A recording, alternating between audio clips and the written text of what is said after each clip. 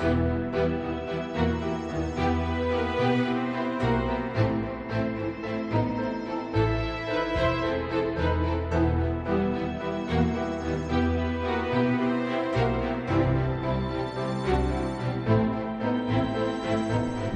Busters, investigating the mystery, monsters, and madness of Arkham Horror, the card game.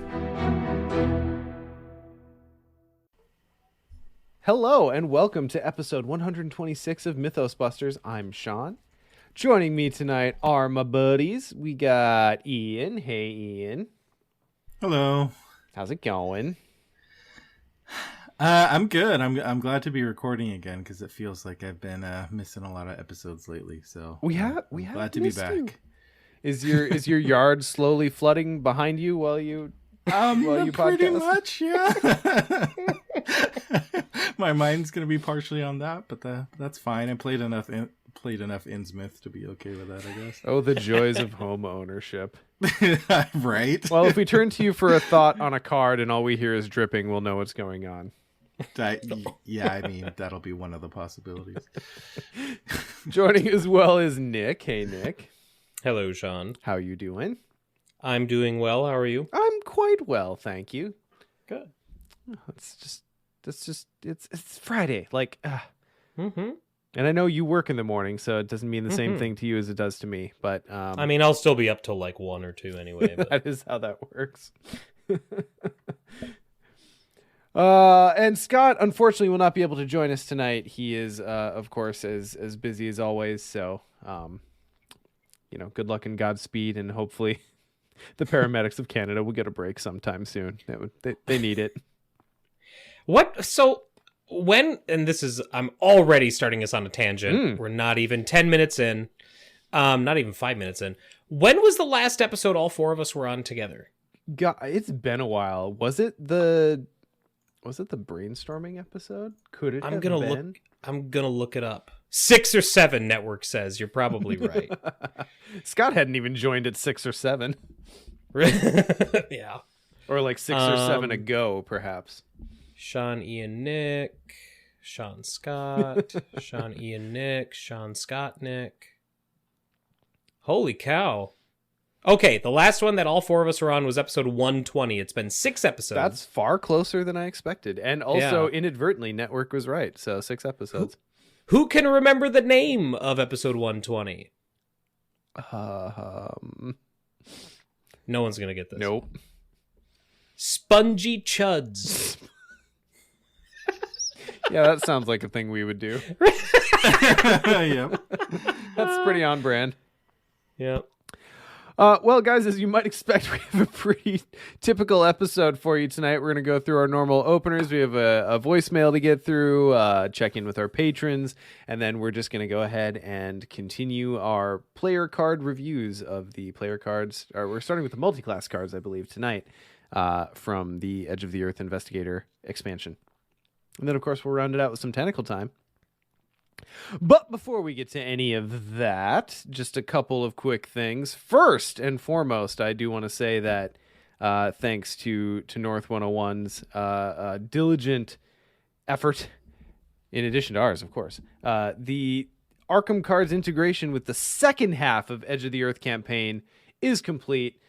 Anyone who's a patron at any level should have access to the Edge of the Earth Part 2 narration for dissonant voices, whether that be through YouTube or through Arkham Cards, whatever's your preferred venue. It's out there. It's done.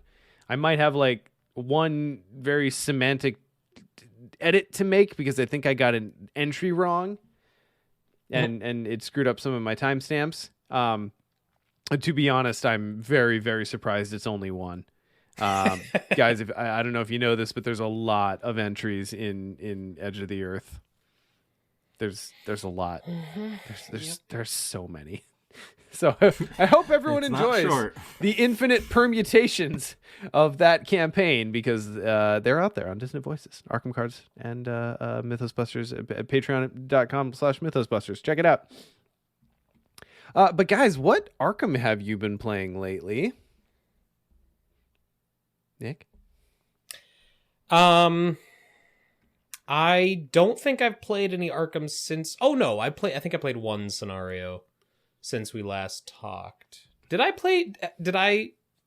I don't even remember now. When I had this storm of Arkham activity that was very intense and it was a lot over a very short period of time. And then it kind of fell off, and I forget how much of that was before or after the last episode. But I know for sure that I played Devil Reef with my Roland and Akachi campaign. And that scenario can go fuck itself. That was not a fun scenario to play. And I am very concerned for Devil Reef when we get to that point in Iron Man. Yeah, we're gonna have to really talk about some tricks for that one. Yes, we're gonna have to. Yeah, we're gonna have to build our decks. Some elusives. Oh, it's gonna be nuts. Some open gates and/or astral travels. Yeah. And we're going to need like one person just on movement to just open up as many locations as possible. And then we need tools to then get back to those locations when we need to. You know what I mean? Like, yeah.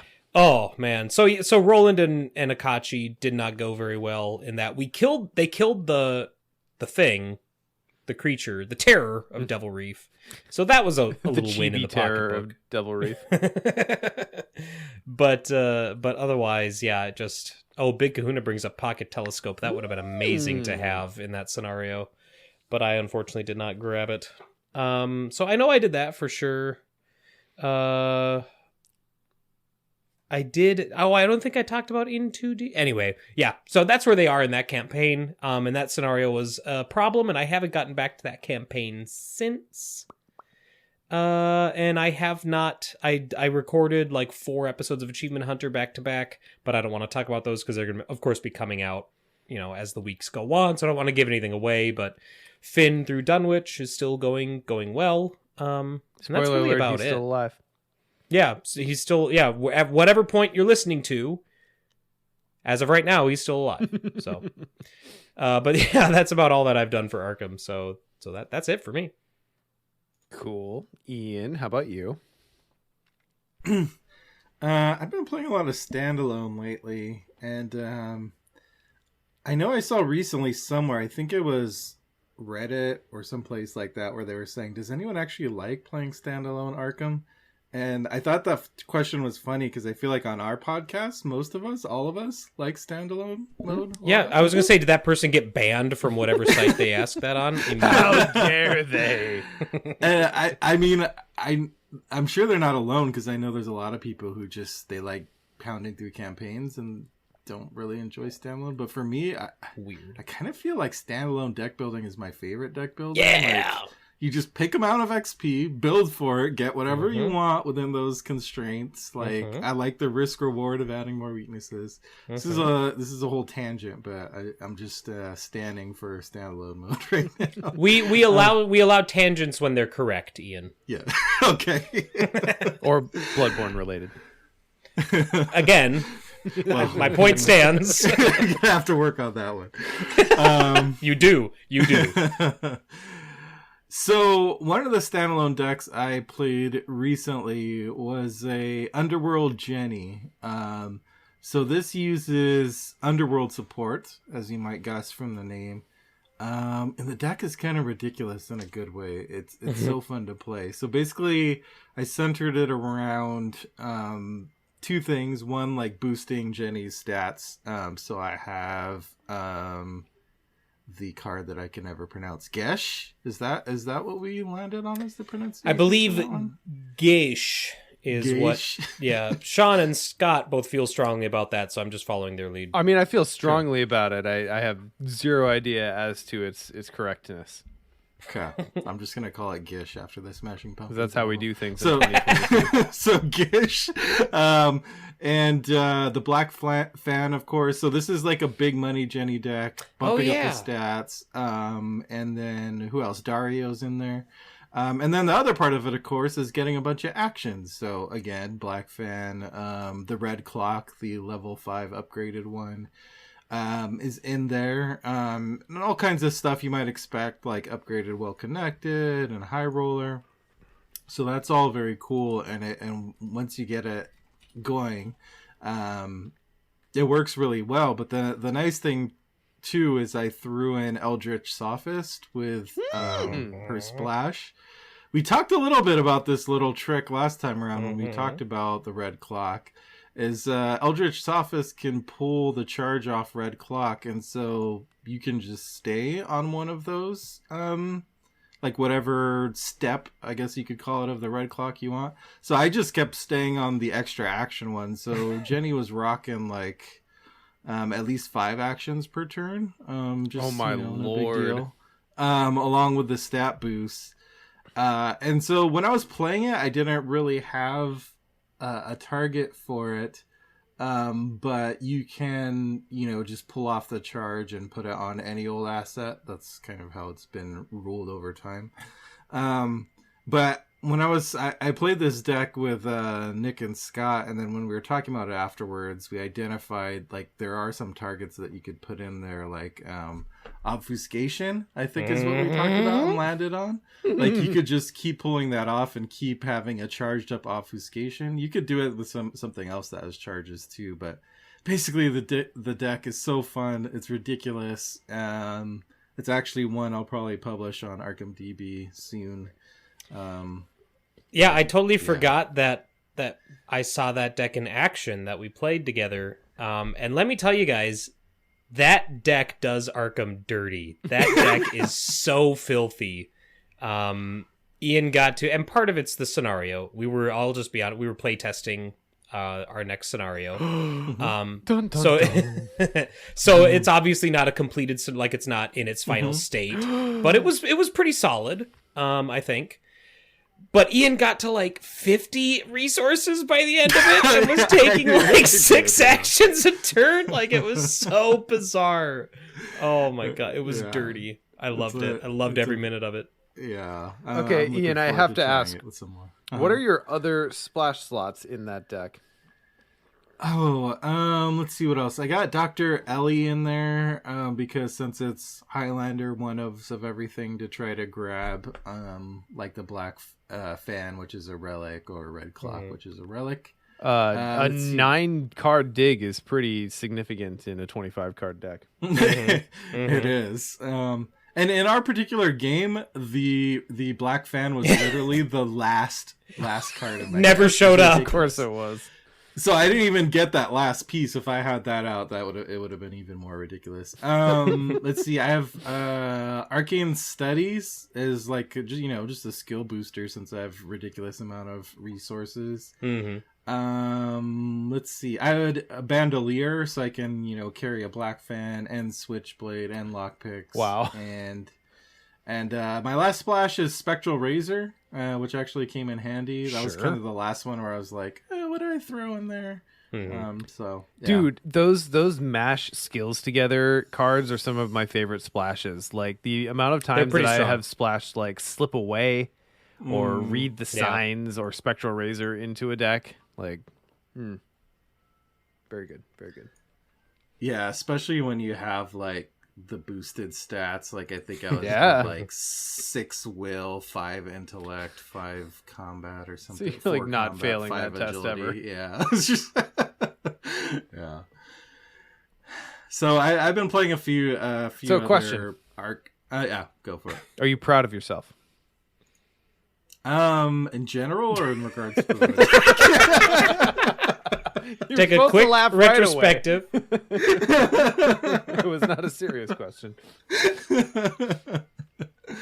That's crazy though with the Sophist. Like that's the card I slept on, and like I'm sure that clock interaction won't be the last weird cool thing that card can do. Yeah, I'm wondering if there'll be an errata to that interaction at some point. Like, yeah, I don't know. I'm enjoying it right now, and it is a filthy deck, but it's immune not to player card effects. It's not where like people are like, I'm gonna ignore that.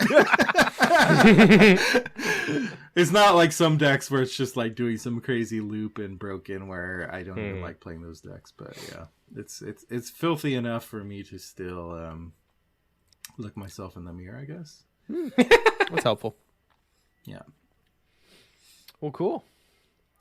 For my part, this is one of a few episodes where I disgracefully have to say. So last episode I talked about my parallel Wendy build that I mostly stole from you, Ian, and then I'm pairing it with my parallel Skids first build, which is having a lot of fun, and it's underworld support parallel Skids, and it's just a blast. It's the only Skids that exist to me from now on.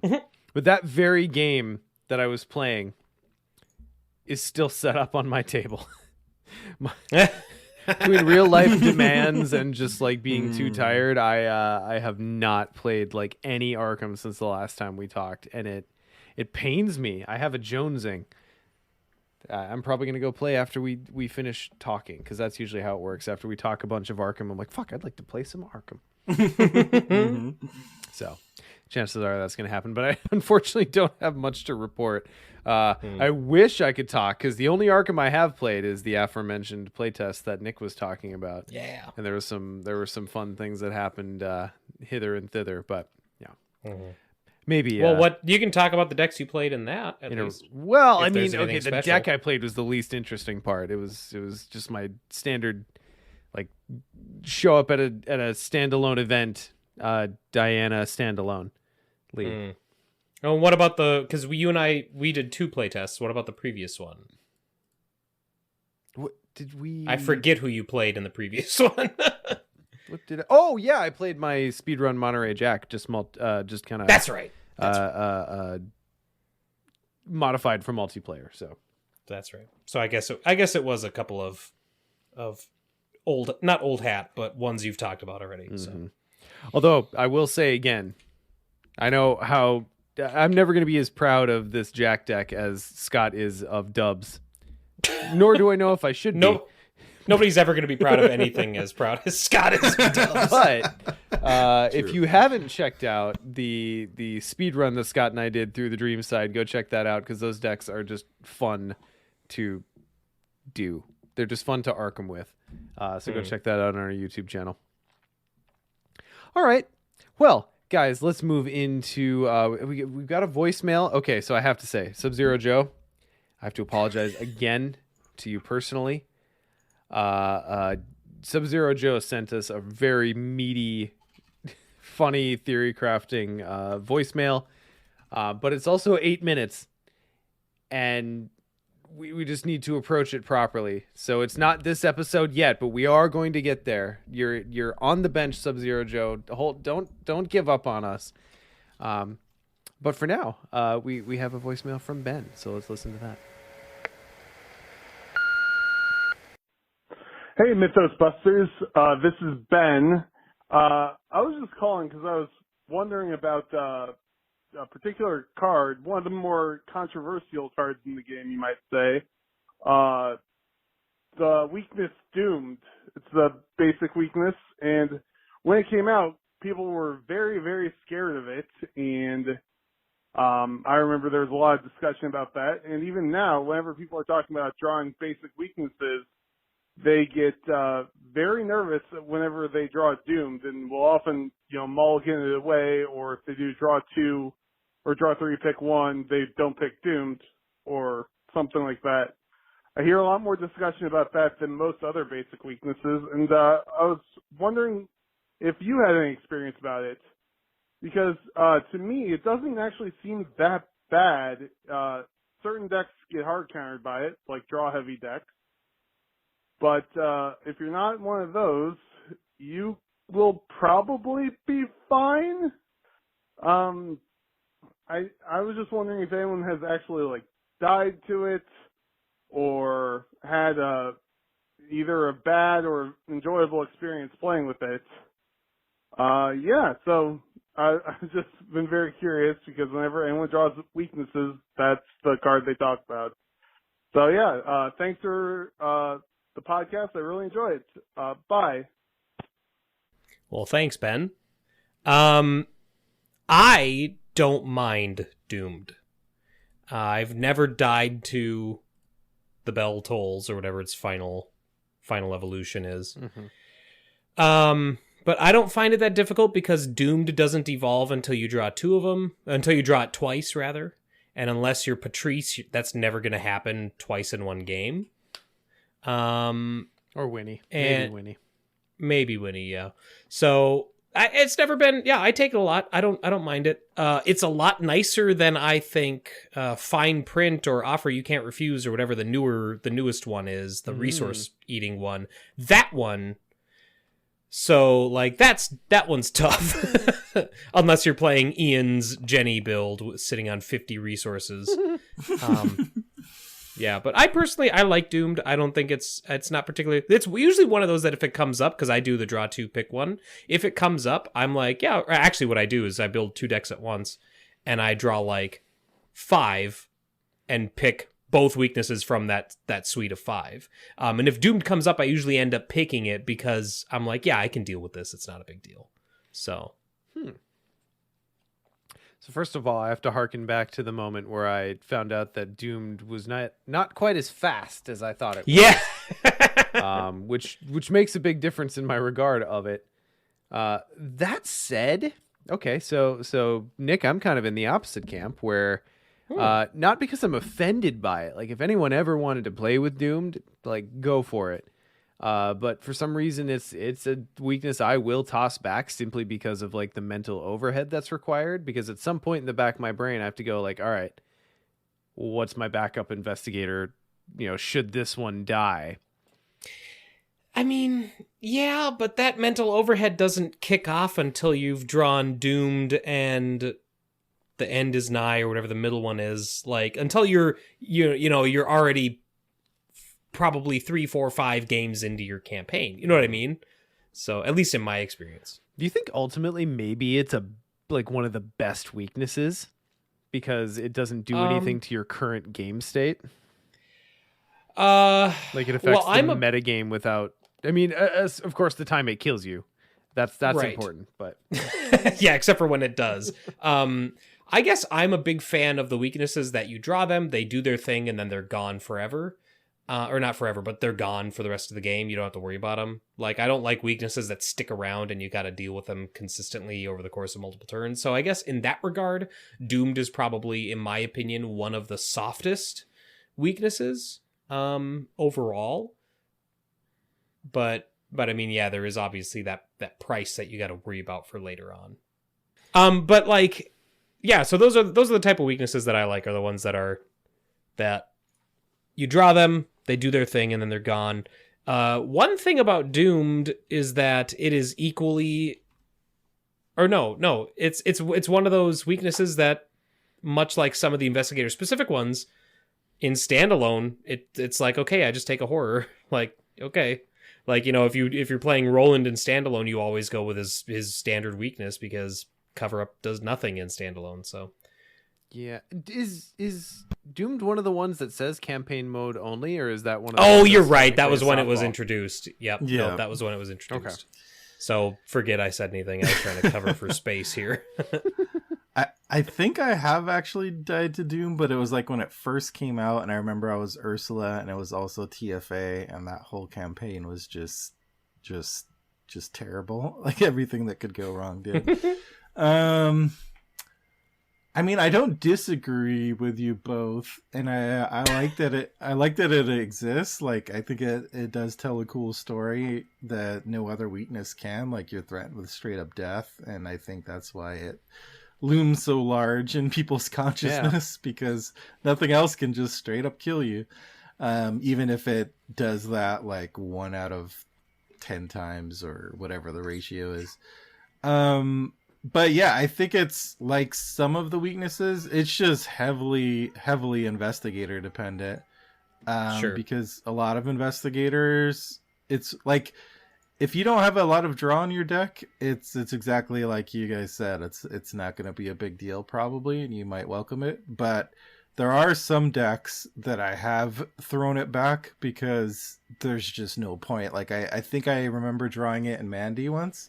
And I'm just like, there's no point. Like that Mandy deck just drew through so quick. Like I might as well just scrap that campaign and start a new campaign in technical on arrival. terms, because what's the point of starting a campaign when you know they're just gonna be dead in like a few scenarios? Like, so yeah, if you just happen to hit upon or like a Winnie, like you mentioned, like it just wouldn't be worth it. But otherwise, yeah, I think I'm fine with it.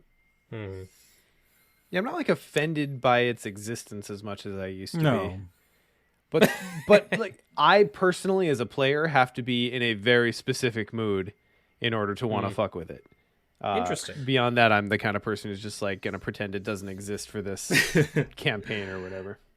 Now, here's the real test. Would you throw it back if you drew it for Iron Man? Not for Iron Man. No, I wouldn't. No, Ooh, that's sacred. interesting. That's sacred. Not to unless me. I was playing like Big Hand Harvey or something. Like then I probably would. Like Or Patrice. If ever I had a fever dream and decided to play Patrice for Iron Man. Not that I don't like Patrice. It's just she's not top of my list. She's fun, but anyway, this isn't about Patrice. It's about Doomed. I would pitch it. the only weaknesses I would consider chucking back for Iron Man are the ones that would make my actual play time miserable to play around based on my investigator. Right. Something like Doomed where it's just kind of unfortunate, but it's not going to like make my games miserable. Bring it on. Mm-hmm. But that's Yeah, Iron I pretty Man. much, just in general, I'll take most weaknesses on the chin. Mm-hmm. I think the only times I don't is when I'm playing a big money deck and I draw a paranoia. Right. Right. Like, that just is such a hard counter to what your deck does. Or you draw like Paranoia in Winnie? Paranoia is the hand one, right? No, Amnesia. is the Amnesia, hand. thank you. Amnesia Mm-hmm. in Winnie. Like that's a non-starter for me. But yeah. All right. Network says that they've removed 13th Vision from the collection. Yeah, okay. So here's the thing. Way more often than not, than like your offer you can't refuse, or you're overzealous, or you're doomed, or the ones we talk about that are kind of like scary and threatening. More often than not, the weaknesses I end up like cheating on are the ones where it's just like, why is it fucking chronophobia again? Why? Yes, How yeah. possibly have I drawn chronophobia again? That's why I do, when I'm building for a campaign and I build 2 decks, I draw 5 and pick 2 from those. Mm-hmm.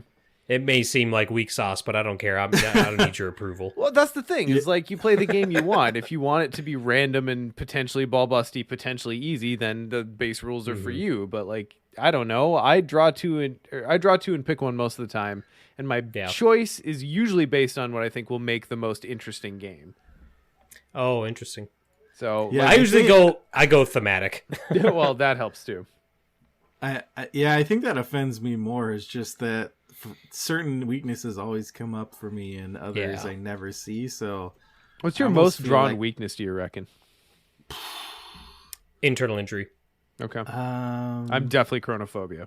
It used to be chronophobia. Now I feel like it's, what do I draw? I draw Dread Curse a lot now for some reason. It just keeps coming up for me. Yeah, that's probably the big one these days. I don't know if I want to put this much effort into it, but I almost feel like I want to curate my weakness pile. And just Right? Pick out like the half that I never see and just pick from that one instead. Yeah, I do see the thing that follows a lot, Network. I'm in that same boat. See, and that one I like, because I tend to play decks that are enemy heavy. Like they have a lot of answers for enemies. It's very rare that I play a deck that doesn't. And so when I get the thing that follows, I'm like, yeah, all right, sure. Go on the other side of the map and slowly make your way towards. I don't care. That's Whatever. You're one action, baby. Mm-hmm. Oh, Banjo Thulu, R.I.P. Friggin' the tower. The tower's the worst. The tower's so gross. I remember reading it for the first time. I'm like, this isn't that bad. And then playing with it, I'm like, this is oh my God. Like, no, give me overzealous. I don't care. Just anything other than that. Yeah, and the devil's really bad too. I pulled the devil in my Mateo Bless deck, so winning, by the way. All right, anyway. Have you guys tried real quick before we move on from weaknesses, have you guys tried the one from Return to TCU where it's you draw tarot cards? Not yet, no. Either have I. I drew it once, and I was like, that adds a layer that I don't want to do for this campaign, so I threw it back and drew a new one. I but- just need to keep my Arkham Tarot cards not in the RTCU box is my main issue. Yep. And yeah, I imagine that one's like very, very like some games it will be an absolute terror, and some games it'll be nothing. Right. Like I find this is the last weakness note, but I find because this is turning into the weakness episode, but I find the Edge of the Earth weaknesses pretty rough if you don't specifically build for like healing. Yeah. Because Yeah. then they're just there. Yeah.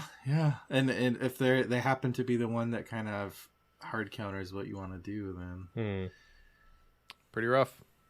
And we have determined that you pull your random basic weakness after you've completed your deck list, right? So you can't like Yes. tech for your random basic weakness. Otherwise, they would be trivial almost. They good. At least with where the card pool is now. Yeah. I guess that's when you bring in the thermos. All right, let's not get crazy now. Talking about a 4-cost hard action heal, bro. All right. Anyway, Stranger things have happened. that's true. Ian, what do we have going on with the patrons?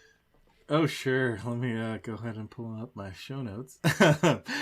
Thanks to our board members, Chris B, Chris H, Chris M, and Chris U, our conglomeration of Chris's. Morton, Jared, Ian, Kyle, Philip, Patrick, Obilio, Jesse, Chad, and Robert. Thanks so much for your huge support of the podcast. And also, a special shout out to a random patron this time around goes to Killacar 3. I think there was a Stephen King movie about Killacar, wasn't there? Surely At this least point. one. Might have been Stephen King. I can't remember if it was someone else. Anyway, mythosmerch.com. If you haven't been there, go ahead and check it out. You should. It's highly encouraged. And if you've worn any of our swag out in the wild, at work, hiking up to Machu Picchu, whatever the case may be, send us some pictures of that. And finally, we have quite Especially a few job Machu titles. Picchu. Yeah, especially those Machu Picchu pictures. I want to see those. Yes, especially those. Even if you're not wearing your Buster's merch, still share them. Yeah. Although it might be dangerous, it might turn into like a Dusk Till Dawn situation. Vampires, but we're not responsible for that. So job titles, we got a bunch to give out, so we're gonna circle around the horn like we do when we have a few. So let's start with Sean.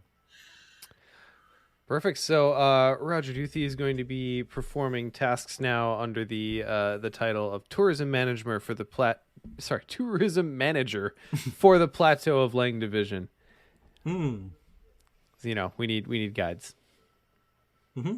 Speaking of high altitude tourism, We have a theme going for at least the first two job titles. Ben Jones, who just that was Ben who left a voicemail with us, right? That we just listened to was Ben Jones. Is it the same Ben Jones? I thought so. Maybe. We're gonna say yes. Banjo Thulu says no, so never mind. Anyway, this Ben Jones is our Aeroplane Mirage tour pilot. So you get some nice views of the Mirage from the aeroplane.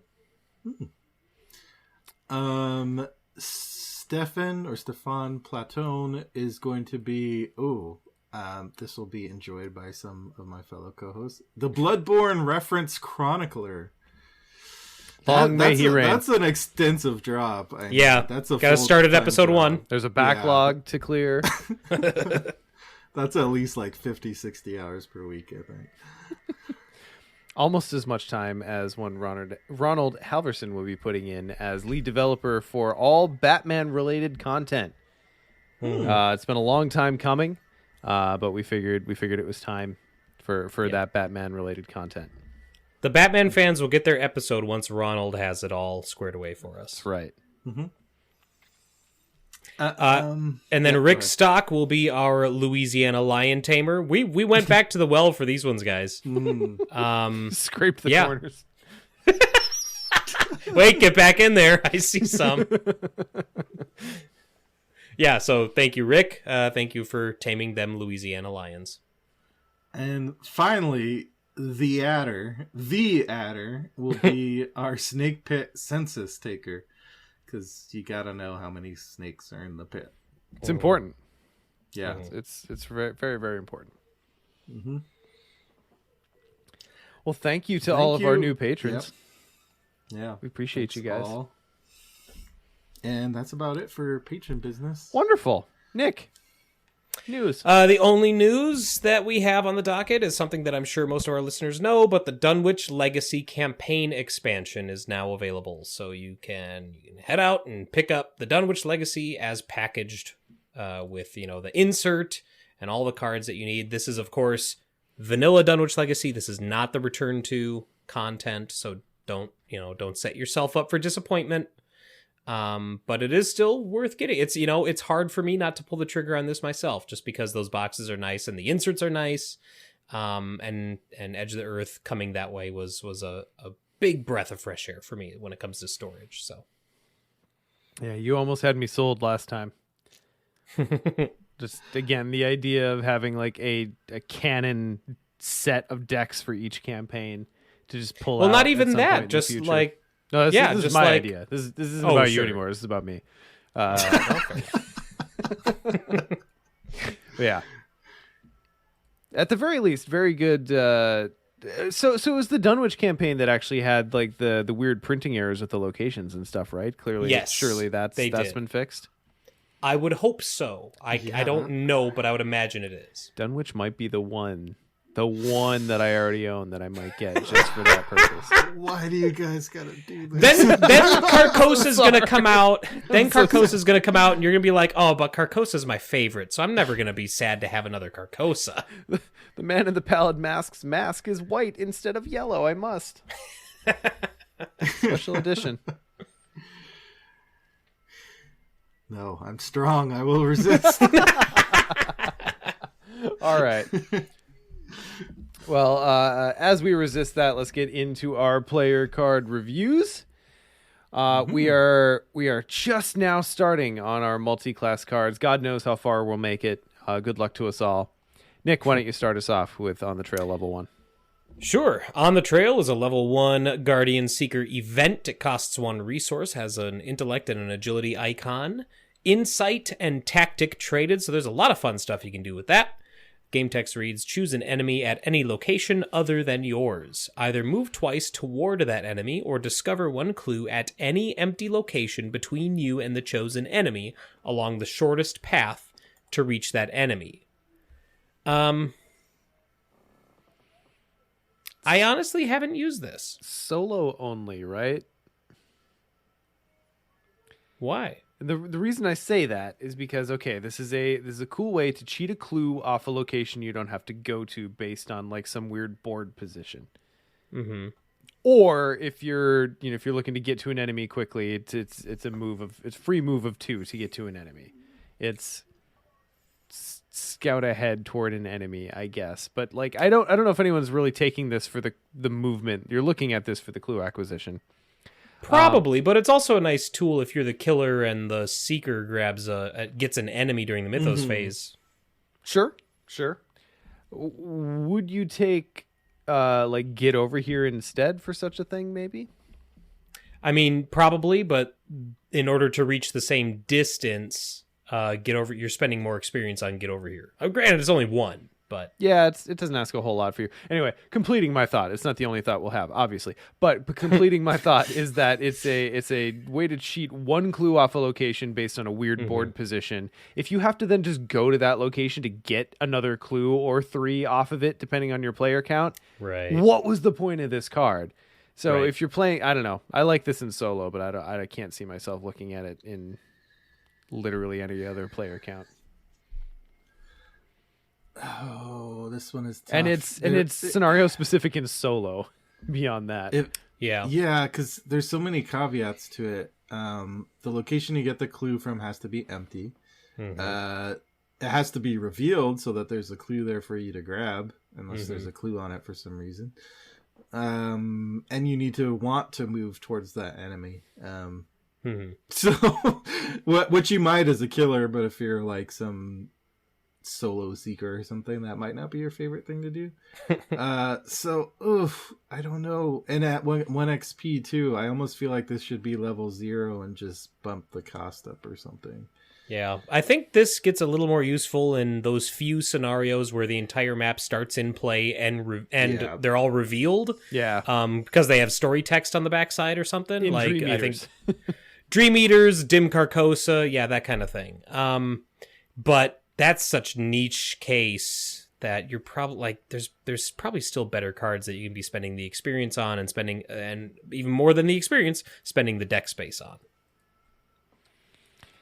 Because that's the thing is Yeah. if you look at I talked about it for its clue capacity. If you look at this for its enemy management to save you actions to get at an enemy type situation, Get Over Here is level 2.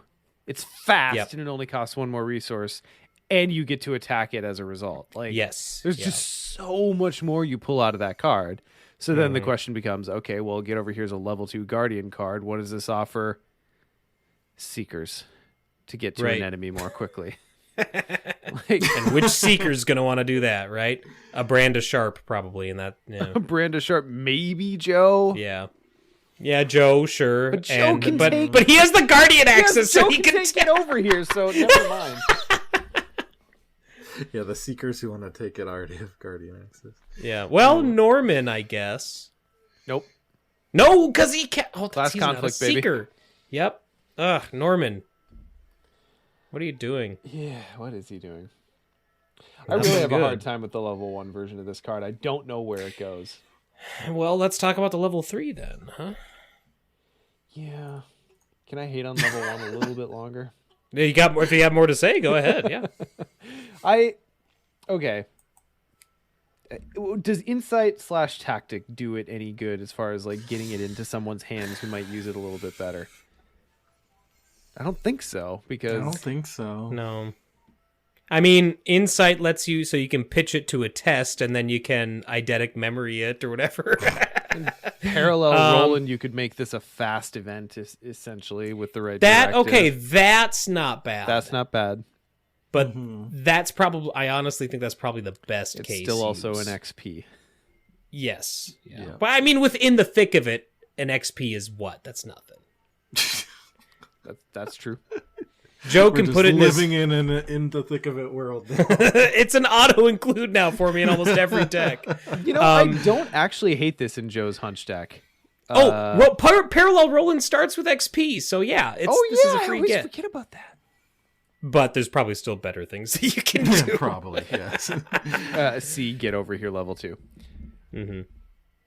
I don't know. But yeah, this would be terrible in the hunch deck because this is so timing specific. Is there anything to do here with the like seeker stuff of like putting clues down, or there being clues on your location, or like vantage point moving clues around as you move around? Like maybe there's some like 5D chess play that's amazing where this is a part of it.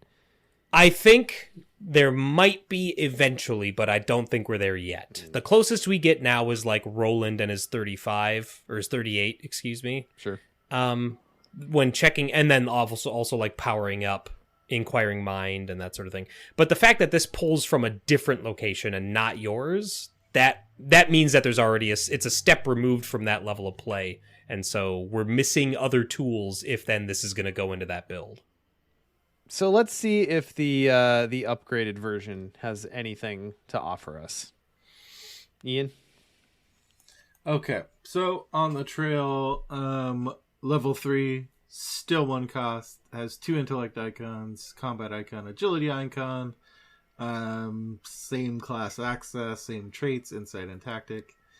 But this time, choose an enemy at any location other than yours, move twice toward that enemy, discover 1 clue at each location you entered by this effect.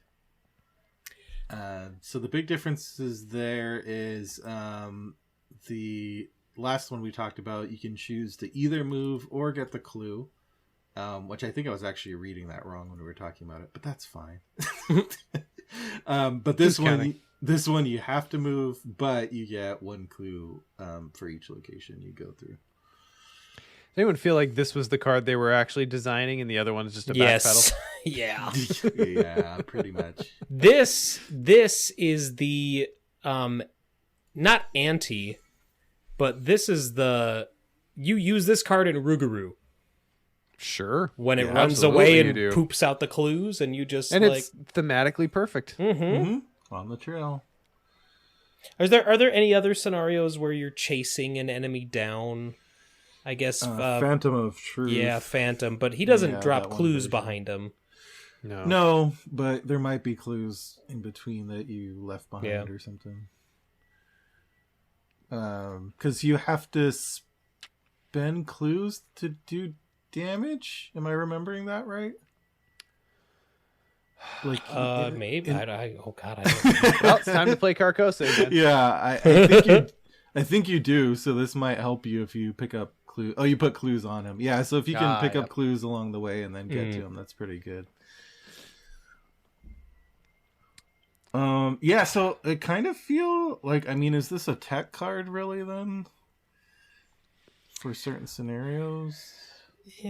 Yeah. I mean, this one's interesting because it's at an intersection of going toward an enemy and getting clues, right? Mhm. And I feel like in multiplayer, you kind of have to be gearing your deck a specific way. You have to be decidedly going flex or just like, hey, this is my movement card, and for shits and giggles, I'll grab some clues along the way because I can. Yeah.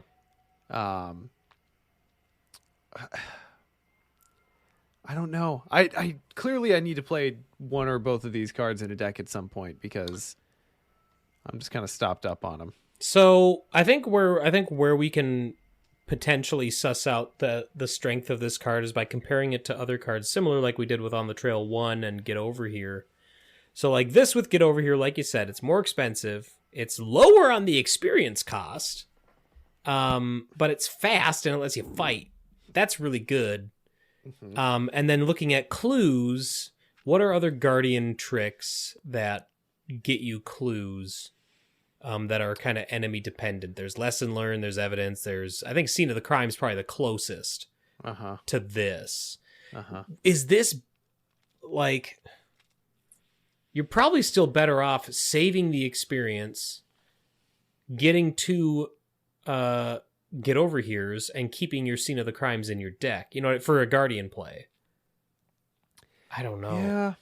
Because you could even do Get Over Here and Scene of the Crime on the same turn if you don't kill the enemy, because if Get Over Here's fast, if it's fast, then your first action can still be Scene of the Crime. So this one is... I mean, that's 4 resources though, so it is, and yeah, in Guardian, that's quite a bit. So what I think, like Sean, you brought up in the previous one, what does this do for Seekers? And I think it does markedly less for Seekers. Twice toward that enemy. So the idea that you would just like move twice toward that enemy and not engage it at the end, like you'd have to be on the other end of a decent sized map and have clues on both those locations. It's a cool effect if you can get the pieces to line up, but God, Arkham is just so much chaos that I don't trust my ability to make the pieces line up to make it worth 3 XP for me. Yeah, maybe a better player than I can make it work. The 3 XP is rough for that situational effect. Like, I think you're paying for the like compression of like these 2 different effects in one card and saving deck space, but I think I agree with Nick that you're probably better off just having like a card for the enemy engagement movement piece and a card for the clue discovery piece, at least for 3 XP. I mean, and usually for something like this you're getting 2 copies, 6 XP worth. There's no way. That's crazy. Yeah. And you'd feel so bad if you play it and there's no clues between you and the enemy. Like, you'd feel so bad. Yeah. It's saving you an action, which well, it's saving you 2, but no, I'm sorry, you're right. Yeah, because I keep keep thinking it's fast and it's not. Sorry, not to go click Economist on you. No, you're right. Yeah, I'm glad that it's cheap, at least 1 cost, but in terms of resources, but. And it has decent icons on it. Yes. It does. Like, it'd be cool if it had like an intellect, a combat, an agility, and a wild. Like that would I'd feel a lot better about everything. Right. Because like here's the thing is like with really conditional cards like this, I want good solid icons. So that way, if I'm including it in my deck, it's probably a skill boost unless the opportunity arises, you know? Yeah. Oh, Banjo Thulu in chat brings up that you can put this on Stick to the Plan. And we have learned that you sure very could. situational cards turn out to be pretty useful if they're on Stick to the Plan. But the problem is you only have 3 card space Yep. on that. And, I mean, And one of them is ever vigilant, and So the other you one is really have usually 2. dynamite. So I don't know, like, but that is true. Like, I could see including this if I intended to stack it on Stick to the Plan, and then it's a button that I have there at all times that I'm more able to potentially find a time to use it. But even still, that's a stretch. You're looking at 9 experience for something that you don't even know if you'll have the opportunity to use it. Yeah. I don't know. But I will agree. In Rougarou, thematically and mechanically satisfying. Yes, yeah. We just need more scenarios that do that, where the enemy's running away from you and pooping clues out behind them. All right, so then I guess we're on to Michael Lee, the experienced hunter, who is a level 5 guardian and seeker asset, rather, for cost. He has an intellect, a combat, and a wild icon. He has the ally and detective traits. You get +1 intellect and +1 combat. Reaction: after you successfully investigate, place a resource from the token pool on Michael Lee as evidence to a maximum of 3. And reaction: when you initiate an attack, exhaust Michael Lee and spend an evidence, you deal +1 damage for this attack. 3 health, a robust 3 sanity, and of course, the ally slot. So Michael Lee is a powerhouse. Michael Lee is just like possibly one of the best offensive allies in the game. The first one I want to stack him up against is Agency Backup, right? Oh, sure, another 5 cost or 5 experience guardian. Yeah. Yep, 5 experience garden, big and beefy.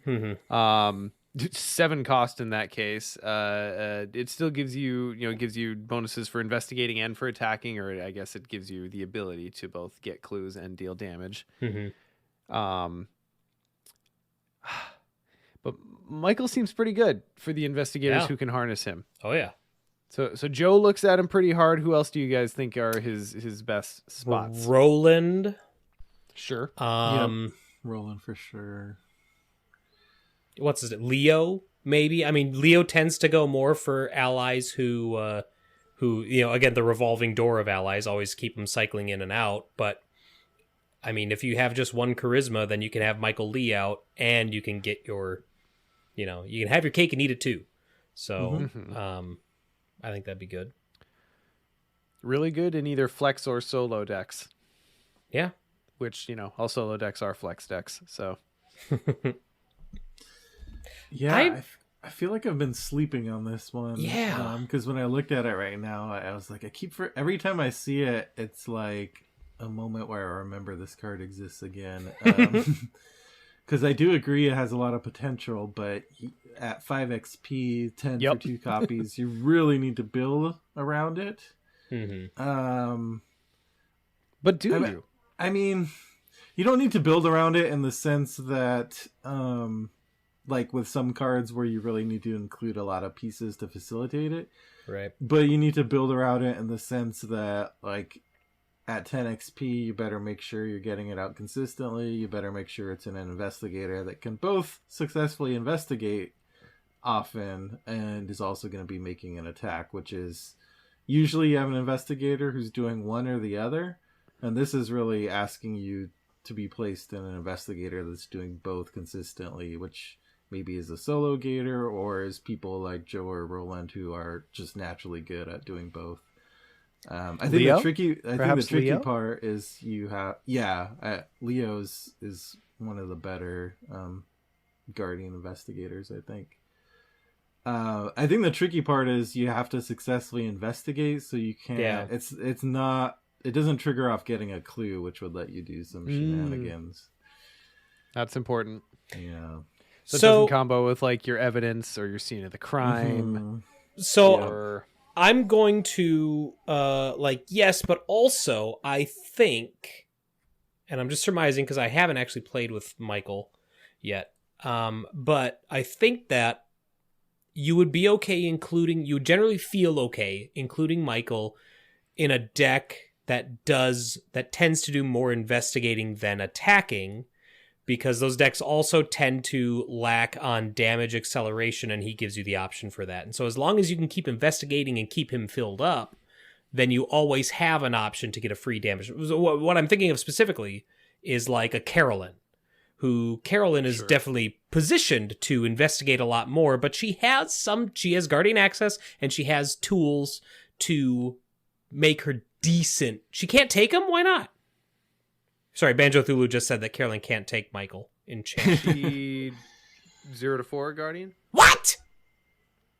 Damn it, Carolyn. Why do you always, every time I think I know you, there's some part of your deck building that I just missed. All right, never mind. She has one of the most complicated deck buildings. She is. She is. Damn it. She's level 0 to 3 Guardian. 3? Oh. Fuck. All right, never mind then. But my point still stands. Like, your point does stand. Yeah, like, but here's the thing: what Guardian's going to be doing more investigating than attacking? You know what I mean? But Seekers, though. But I think it's a good point you bring up, Nick, because the ability here moves in one direction. It's not like you can start doing attacking well and that helps your investigating. Right. It only goes in the direction of, can you investigate? Okay, cool. We're going to make your attacks more efficient. Right. So I think Seekers, he looks better in someone who's got a high intellect and can hit those tests. Yeah. Anyone who's like 4 or 5 intellect naturally, and I would say 3 combat naturally. If you're as low as 2, like, he still fits, but I don't know if you'd get as much use out of him. But if a 3, then yeah. Yeah, and Seeker does have quite a few events now that are initiating an attack, so it'll satisfy that part of it, and you can up the damage. So yeah, I think we were mostly talking about it in terms of Guardian, but I think you're right that this might be more of a Seeker play. It might have more general use in Seeker, but I think it's still really good in specific Guardians. Yeah.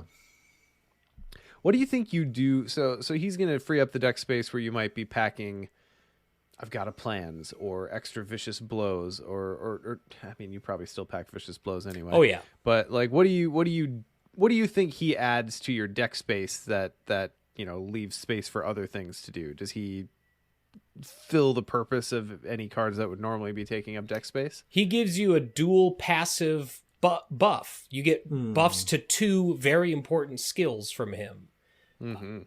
So already, like, I don't do this too often, but Sean, I know you do, and I'm pretty sure Scott does, include the tarots just because they give you a static boost. Well, if you take Michael, that you potentially don't have to, you probably still would include the tarot, but you wouldn't have to, because he does it all right there. He does 2 of them. Yeah. I really want to try this with Joan Diamond. Yeah, that seems. I mean, you think a natural fit. 2525. That's a beautiful stat line. Or no, 2552. Sorry. Yeah. The plateau of Joe. Yeah, he seems good. Yeah, like, honestly, when I saw him, I'm like, I'm gonna try him in a Joe deck someday, and that was the last thought I had until we just started talking about him. Because you don't play Joe that often, and you know what? I don't blame you.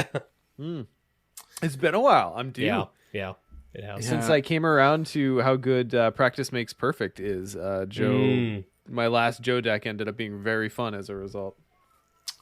And there's the Guardian skill that lets you ready and heal an ally. And Galvanize. Oh, no, the skill. Inspiring presence. Yes. Yeah, but Galvanize also readies in Guardian Asset, doesn't it? Yep. So that's another. Yep, so, Guardian Asset. I was Asset. just trying to think of options for readying this guy, and I think those are 2 of them. So That's not bad, because being able to pour an extra damage out of him can really matter in your Right. Guardian. Yeah, and then you can just, when you're on a more investigative turn, you can fill him back up. Is this I don't like that sentence. Let's keep going.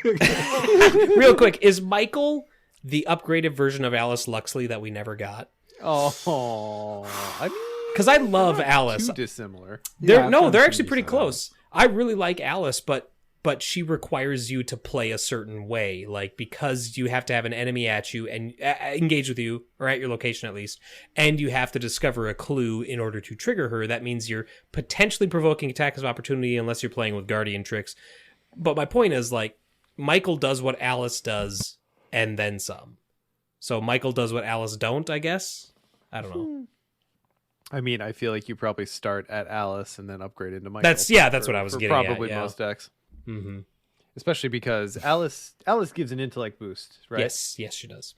Yeah, and as we've noted for Michael, that's kind of like the prerequisite for this mattering. Mm-hmm. Mm-hmm. If you can't handle me at my Alice, you don't deserve me at my Michael. If you can't handle my intellect, you don't deserve my combat. But the real power play is to spend 20 experience on Michael and Greta, or 18 or whatever it is, and to get +2 combat, +2 intellect. Oh, 16. She's only 3. Oh wow, she's super good.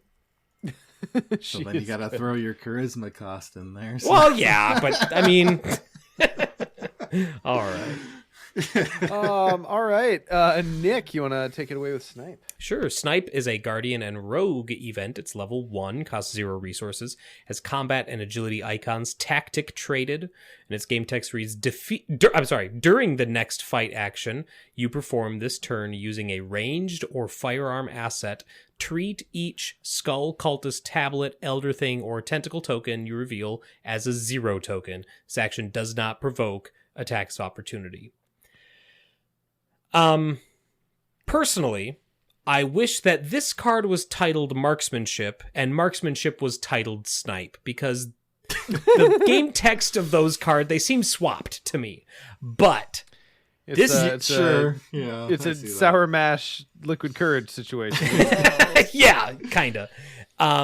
But this is great. Giving you something for a fight test that lets you ignore the tentacle. Holy cow. The problem is it takes an action to set up. And that's really the only real problem here. Like that's the biggest cost to this, obviously. So. Yeah. So I was just going to point out, Network points out in the chat, probably the Winchester's best friend. Ah, yeah. I didn't even think about that. Then this works with both non-tabooed and tabooed Winchester, right? The Winchester was tabooed? To be better. Really? What does it do on the taboo version? The taboo version is the bonus damage triggers on any non-negative token. Mm-hmm. Oh, okay. Okay. Whereas I think the printed version triggers on zeros and elder signs. Yeah, this is also great for the shotguns. Either shotgun or sawed-off, because gives you more of a chance of hitting a big 0, big modifier there. Look, I kind of looked down my nose at this card at first, but at 0 cost and 1 XP, that's about as low as an experienced card could ask. Right. For real, getting rid of the tentacle token on an important shot is good. And then, taking out the additional bad stuff tokens is also itself good. So really then you're just down to two numericals. And that thematically is a win, I think, where you're just like, literally, I just need to line up this shot. Yeah. And I take this action to take that time. So thematically, it's super a win for me. Yeah, one of the only times where you can pretty much guarantee a success mathematically, since you don't have to worry about the autofill. Yeah, I just love the flavor of it. You spend an action to line it up. I think this is one that gets better as the campaign goes on. Yeah. Because this is really like lining up once you got your big guns out, that it's doing a lot of damage and you don't want to waste an ammo, or you really need to make it count. And so spending an action to let something hit that's gonna do a lot of damage feels better than when you're like spending an action to line up a 45 automatic or something. So yeah, I think this is one that really gets better as your weapons get upgraded. Yeah, and the fact that it's a tactic is nice. That again for parallel Roland can fast a tactic, right? Is Am I it? remembering that correctly? I'm trying to remember. Is it insight and tactic? Is or it just insight? It's been a while since I played. It seems like our chat is saying both. So yeah. Okay. Cool. Yeah, And so then that also, would be great. Daddy Chuck can help you snipe. Mm-hmm. Sure we can. So making this a fast action is pretty damn good in my opinion. So those are some cool spots for it. Do you think okay, so here's my main question. Like if you're building a deck that is obviously going to have firearms and it's going to be doing a fair amount of attacking where something like this looks good or at least looks like a choice you want to look at, what else do you think your deck needs to look like in order for this to actually be worth it? Like, do you need to be doing like full ass bar shenanigans, or I mean, I don't know. Like, where's the bar? Yeah, I think you probably either want an arsenal of big guns or one of those decks where you're just like constantly refilling your big gun. That might not be the only place for it, but I feel like that's where this deck wants to live. Like it's a companion piece to some kind of big gun deck. Mm-hmm. Now, I always forget. Like there are some of these cards that will call out the spells, but none of the spells technically have ranged, do they? No, they do not. No, they're all just spells. Okay. Yeah. That's fine. It just would have been cool. I mean, Come on! maybe there'll be a what's the D&D feat where is it Spell Sniper? Is that what it's Yes, called? I think that's the name awesome. of it. Yeah, so maybe we need a Spell Sniper card. Yeah, I guess outside of the big gun I mean, there'll definitely be times even with your little pea shooter that this might, like when you need to avoid a retaliate test, for example, which comes up, but it's just a little more situational. Yeah. So I think it's probably a piece you take like a little, after a few scenarios in the campaign or like mid campaign or something. And if you have the ability to do any token filtering alongside this for whatever important shot you're doing, whether you're playing with a Jacqueline or you can afford ammo-wise to eat lead, or you're Diana shooting a gun and you play Dark Prophecy. Why would you play this and eat lead? I'm just saying if you have the ability to see a bunch of tokens, then the stock on this increases. I guess? That's all. I'm not saying Eat Lead is the good example of that. I don't know. To me, this is your token filtering card. You don't need the token filtering because this does it for you. So yeah, I mean, then you can just get into numericals like we were saying. So right. And cool. I'm thinking of in terms of rogue, this is probably when you dump all your like skills that trigger off succeeding by a certain amount. Oh yeah. Oh yeah. All right. Ian, why don't you read us the next one? Yeah, this is the old shotgun. 0 cost, level 2 guardian and a rogue asset. Just a combat icon, item, weapon, firearm. Uses 0 ammo. While playing an event, treat old shotgun's uses value as 2. Action, spend 1 ammo. Fight, you get +3 combat for this attack. Instead of its standard damage, this attack's damage is equal to the amount you succeed by or fail by if you fail and would damage another investigator to a minimum of 1 to a maximum of 3. So I missed this before. Am I reading this right? That this always does 1 damage? No. Wait. No, it's To a minimum of 1, yeah. Yeah, so even if you attack and miss an enemy, No. but it's all the same sentence. But you don't do damage if you fail. Yeah. You still have to succeed in order to do damage from the attack. Only if there's To a minimum of another 1. investigator. Right, but you don't do any damage at all if you fail. Yeah.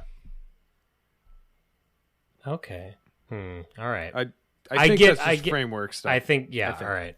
But Network is saying you can succeed by 0 and still deal a damage. Mm-hmm. That's Right. true. Yeah. Yep. That's true. So this one's a tricky card. This one's a very tricky card. I thought I knew things about this card, and then I was on. I did a guest spot on one Drawn to the Flame, lest we mention their name. And we talked about this card on that episode, and Frank and Peter came in hot with like a bunch of different combos. Yeah. Because the important part of this card is while playing an event, Yes. Yes. Yep. and that covers all manner of sin, doesn't it? So things like Ever Vigilant. Yep. Like if you just play this out with Ever Vigilant, suddenly it has uses too, so it just comes in how you want it. Sure. Oh, sure. Sleight of Hand. Yeah. That's You the can't. one that You can't. Well, I pops mean, first in my mind first. non-taboo. You can, but Right, non-taboo sleight of hand.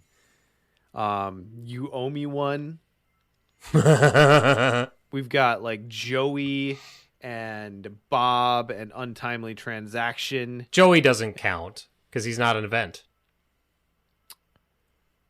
Sorry. So you can trigger those things during playing some kind of an event that has any kind of skill test. Is the trick. So you play any event that has a skill test in it, and then during you're playing that event, when you have the little free triggered window, you can trigger some of these abilities. Oh, I see. Okay. to then play this card out, and suddenly it has ammo.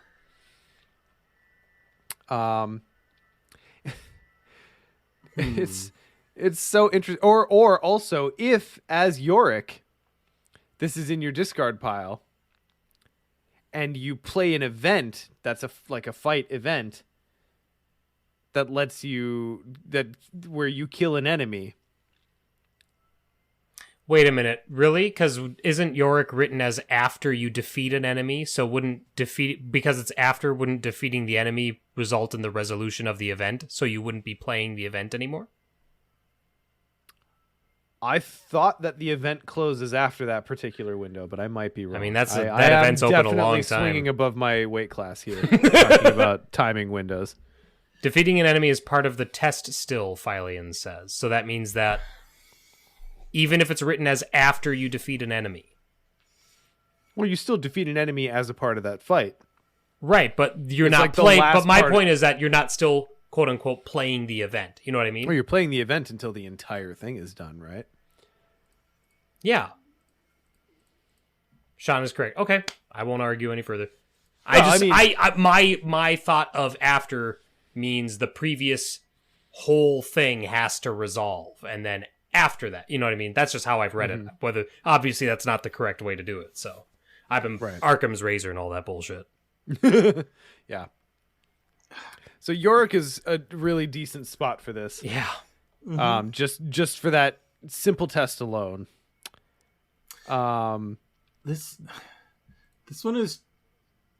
This one I really want to like because it's tricky and I think it has potential. The problem I'm running into is it hurts my brain a little bit. What are you talking about? That conversation we just had was totally easy to follow. Yeah, I was just like sitting Completely here. cogent. Yeah, because the tricky part is I kept thinking of these combos of like, okay, so you're playing an event. What does it mean to treat its uses value? But it's not like you just play an event and then the ammo goes onto it. It's only Right. like only have an to- event that's actually either gonna put it into play or that's explicitly reloading it and checking the uses or something. Yeah. Or that triggers a skill test. The window in which you can trigger something that plays this down. Yes. Like but the key is it has Joey to, the rat. It has to enter play somehow in that, or have its uses checked. I mean, and Banjo-Thulu brings up yeah. exactly what I thought when I first read this. You could just play extra ammo and boom. Yeah, or You're have Okay. venturers Yes. pumping ammo into it. Yep, or Venturer, yeah. Okay. Yes, you could. But are either of you going to look me in the eye and tell me that this is the weapon that you're building your Venturer extra ammo deck around? Probably not. Probably not. But It is it's a zero level cost. 2 and it's a 0 cost, so there's reason to do that. Well, yeah, gas station sushi is really cheap. I'm not going to buy it. You will if you really want sushi and you're only at a gas station. Yeah, I have been desperate enough for sushi that this bad is a example. thing that has occurred. Sean, we have no shame. Damn, I always forget. That's the thing you underestimated. I mean, That's my secret, Sean. I'm always shamed. I'm always shame eating. Okay, but like what you guys are talking about are actually what my original thought was. Like, Right. oh, Because it's a extra low hanging ammo, fruit. Yeah. Mm. or like sleight of hand was as far as my own brain got Sure. down this line. Like I had to have the rest of this fed to me, as these are not original thoughts at all. Yeah. I feel like that was maybe the kind of design intent, and then the Munchkin-y stuff happened as a result. Yeah, I'm sure. That's pure conjecture on my part. I personally, I'm not looking at this if I'm just supplementing it with extra ammo. Or what are the other options? Contraband doesn't do anything for this, does it? Yeah, I it suppose does leveled up because contraband would. it's an event that what you add 4? No. I think it's Well- based on how much ammo is there currently. Oh, yeah. If I remember Yeah. right. So contraband's almost a non-bow with this one. Yeah. But swift reload. Extra ammo's good. Custom ammunition's okay. Yeah. Swift reload, the rogue one. Sure. I think those are If you play this out with either sleight of hand or swift reflexes, those are both two events that could put it into play. Swift reflexes doesn't put it into play. You could spend that action to put it into play. Sure. And I'm you could- pretty that sure extra for the duration of that action, the event is considered to be being played. Really? action. I mean, Immediately take an action as if it were your turn. Oh, I might be wrong yeah, on that maybe. one. That one I one's feel like tricky, least yeah. strong about. Weird. Yeah, this is a weird gun. I didn't This is expect a this really, level really of- weird gun. But it's also to piggyback off of what you're saying about you don't put this as your big gun in your big gun deck. You don't, but it might be a good off gun. Like Yeah. it wouldn't hurt to have one copy of this in your bar deck, because when you don't get the bar out, well then what? You know what I mean? This is another two-handed big gun that you have to trick around with it a little bit, but it still might be worth it. Yeah, so let's take it at assuming you're able to get this in play with 2 ammo on it. Then look at it as a weapon. 0 cost, 2 XP for potentially up to 3 damage a shot. Yeah.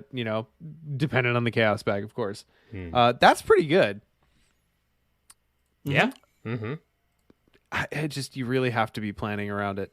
This is not a willy-nilly purchase. This is like I'm deciding Yes. to do an old shotgun deck. Oh yeah, yeah. You could sleight of hand.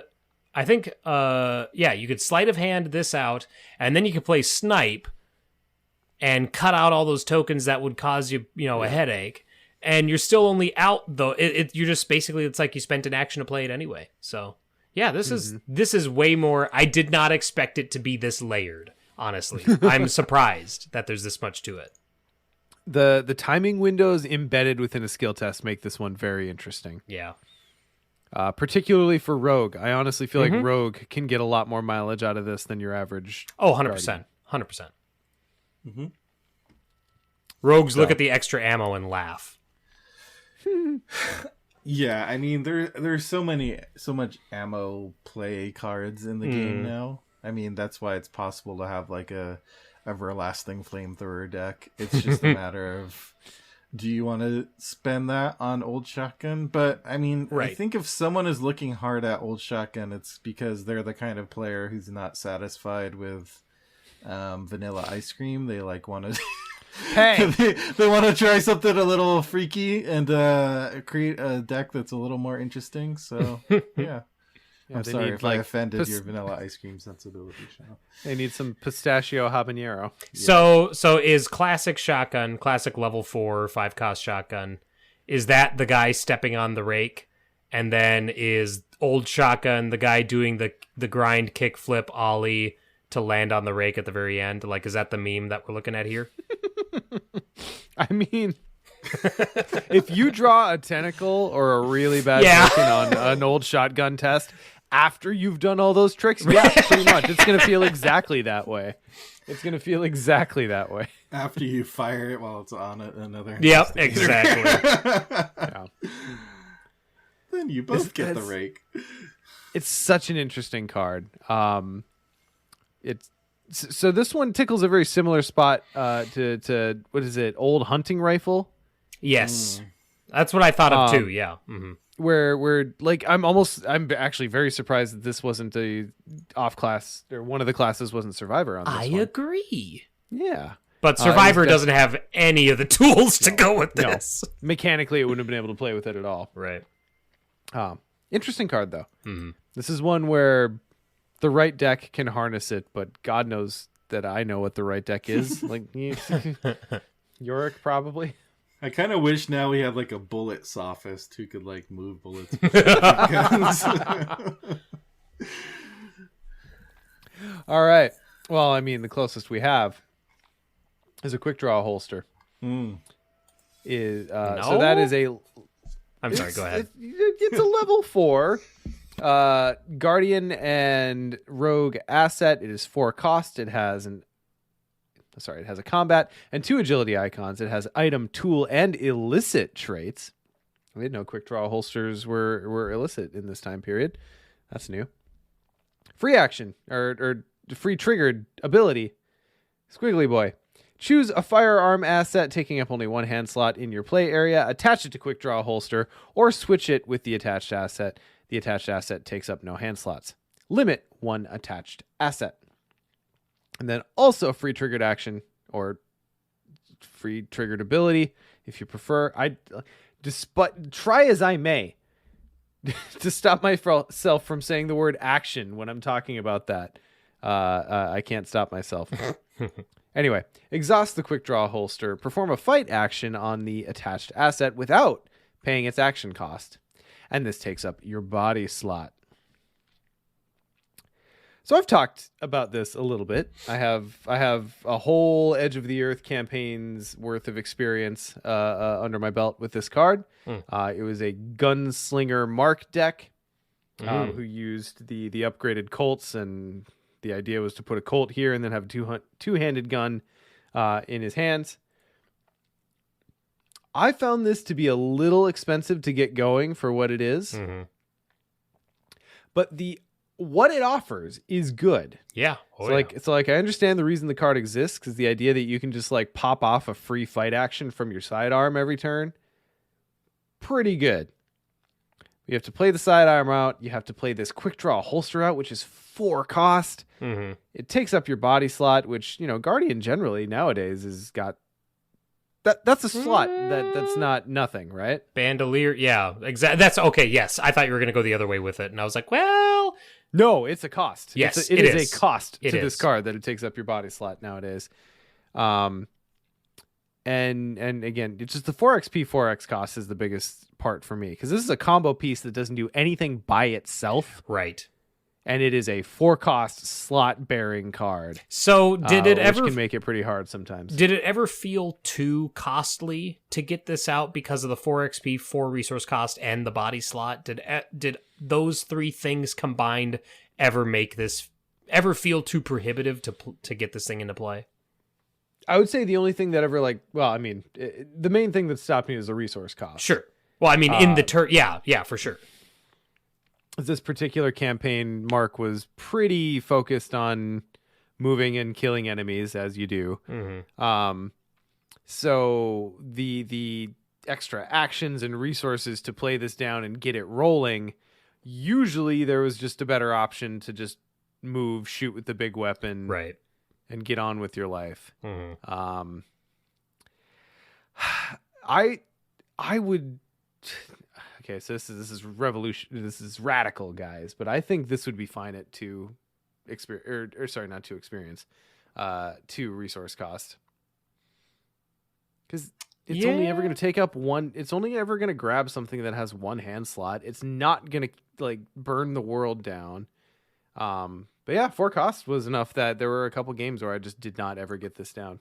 4 experience for a 4 resource cost card that does this feels too much. Like those 2 things combined feels too much. I feel like we need to release some pressure on one of those 2 costs, whether it's the experience or the resources. Mm-hmm. But you included it, you played it, you liked it for the most part. So I mean, I liked it when it's up and rolling. Right. I do think it is not. It can be unwieldy sometimes. Yes, exactly, which is kind of funny considering what it is. What it is. I haven't used it. I don't have many more thoughts on it other than everything that you've outlined. Yeah, this is definitely on my list to try. And yeah, I can definitely see it useful. I almost want to lean more rogue on this than guardian. I mean, we're not surprised with that, Ian. But yeah, I mean, mark it down for the least surprising statement of the episode. But just for the fact of having the resources available to play this without it hurting as much as it probably does in Guardian. Like a Tony, I could definitely see this with his guns and whatever other weapons you have in there. And just being able to, like, I think the free fight action is really cool, but also being able to free up a hand slot if you need to have a clue tool in that hand slot. So Secret Tony can get, magnifying glass or fingerprint kit out as well. That's awesome. Do you guys think, as maybe more constant solo players, that there is a better benefit to the idea that this just frees up a hand slot in solo, or do you think that this is just too slow? I mean, you're trading your body slot for a hand slot, which Bandolier already does that for much cheaper. That's true. So I think that's a necessity. I think if this card didn't have the free up a hand slot, then you wouldn't play it. Honestly. Yeah. Yeah. I love what it's trying to do. Yeah. Like, I love the idea of like a highfalutin like never really does more than 2 damage at a time, but does 2 damage a lot type gunslinger investigator. And that's definitely rogue because they get the extra actions, they get the resources, they can do that kind of stuff. Yeah, maybe I took it in the wrong direction. Maybe this is a Tony card instead of a Mark card. I think so. I think that's where to me this reads rogue more than it reads guardian, but again, I haven't played with it. Normally I'd say maybe we'll get a higher XP version that's cheaper, but we're already at freaking 4 experience, so that's not going to happen. Yeah.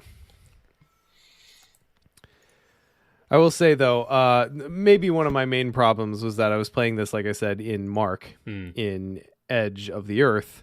I don't know if you've played it yet. I don't know if we've really talked about it, because neutral cards are at the end, right? We haven't talked about the neutral cards. Correct. The heavy furs are really good, particularly in Edge of the Earth, right? Appropriately enough, but they're really good in general, and they are fantastic in Mark. So, like, honestly, by the time I upgraded to these, I was like sad to see my heavy furs go. Just because my furs were cheap and they kept my draw going and they helped me pass tests. Yeah. And by the time I got this, I was like, you're so much heavier. But anyway. Well, I expect a full report back, Ian, when you try out Quick Draw Tony. Will do. In the meantime, Nick, is it you to the brand? I think yeah, sure, I'll just take it. Brand of Cthulhu. Kapuga. Yeah, I keep saying Cthulhu. Is a first level guardian mystic asset, costs 2 resources, has a combat icon. Mystics love that. It's spell traded. Mystics actually do love that. Uses god damn it, 6 charges. Action, fight. For this attack, you may use will instead of combat, and you get +1 skill value. If you succeed, spend 1 or 2 charges. Instead of its standard damage, this attack deals 1 damage for each charge spent. If you succeed by 0, lose 1 action. Takes up an arcane slot. Yeah, it does, baby. Yes. Darn right. I've never taken it. The only time I ever look at spells, because Guardians have weapons, they don't need to play around with spells. At least the Guardians I build don't need to. Yeah, but Nick, this doesn't take up one of their hand slots. Well, you're right, but what else is a Guardian going to put in their hand slot? More guns. That's my point exactly. And when I play Mystics, I tend to go for... I really like Azure Flame. I really, losing an action is tough. I don't know. There hasn't been 6 charges is great. I just haven't done it yet. All right, back off.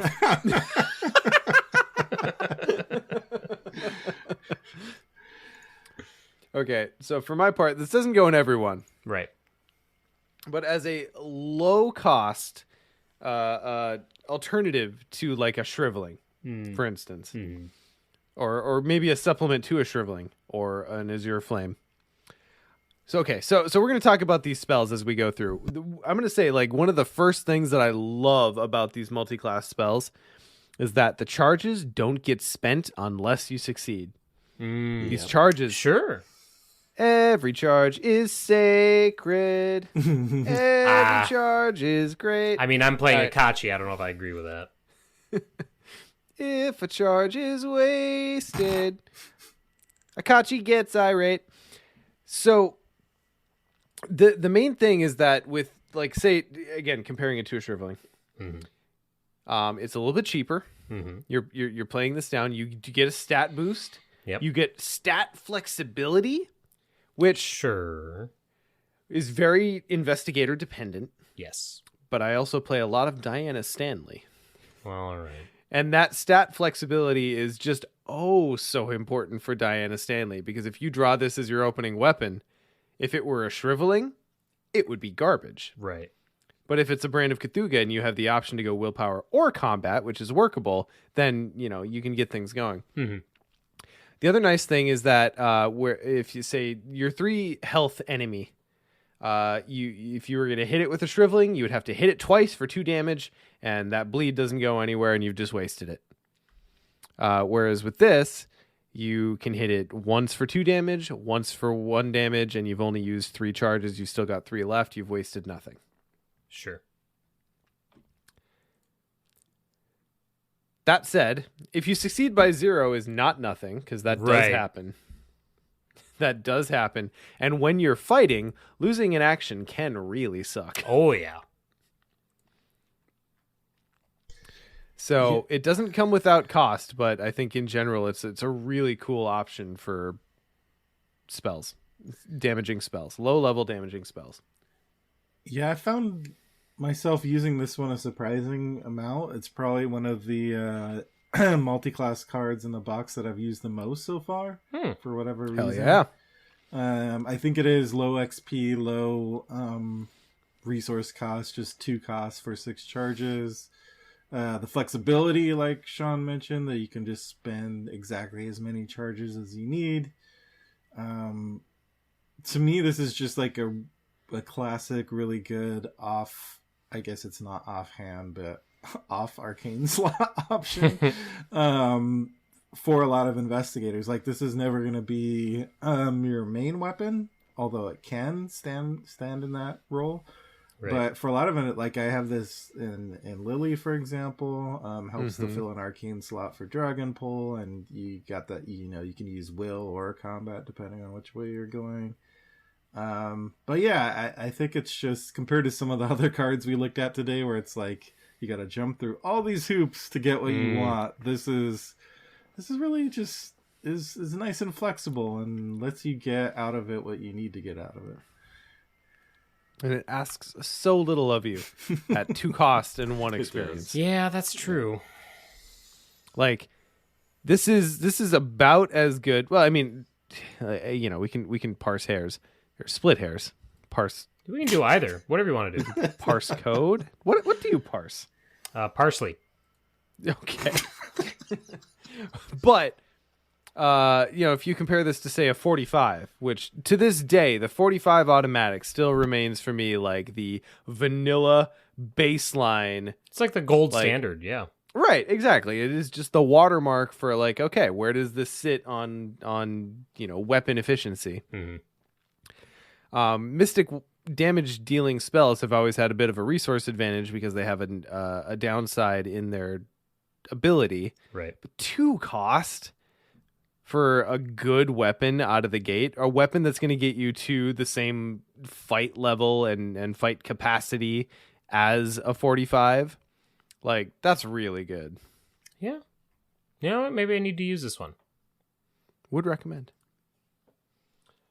I'd recommend even more is the upgraded one. Oh.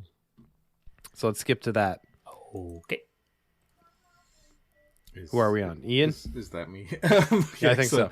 This is level 4 version. Still 2 cost.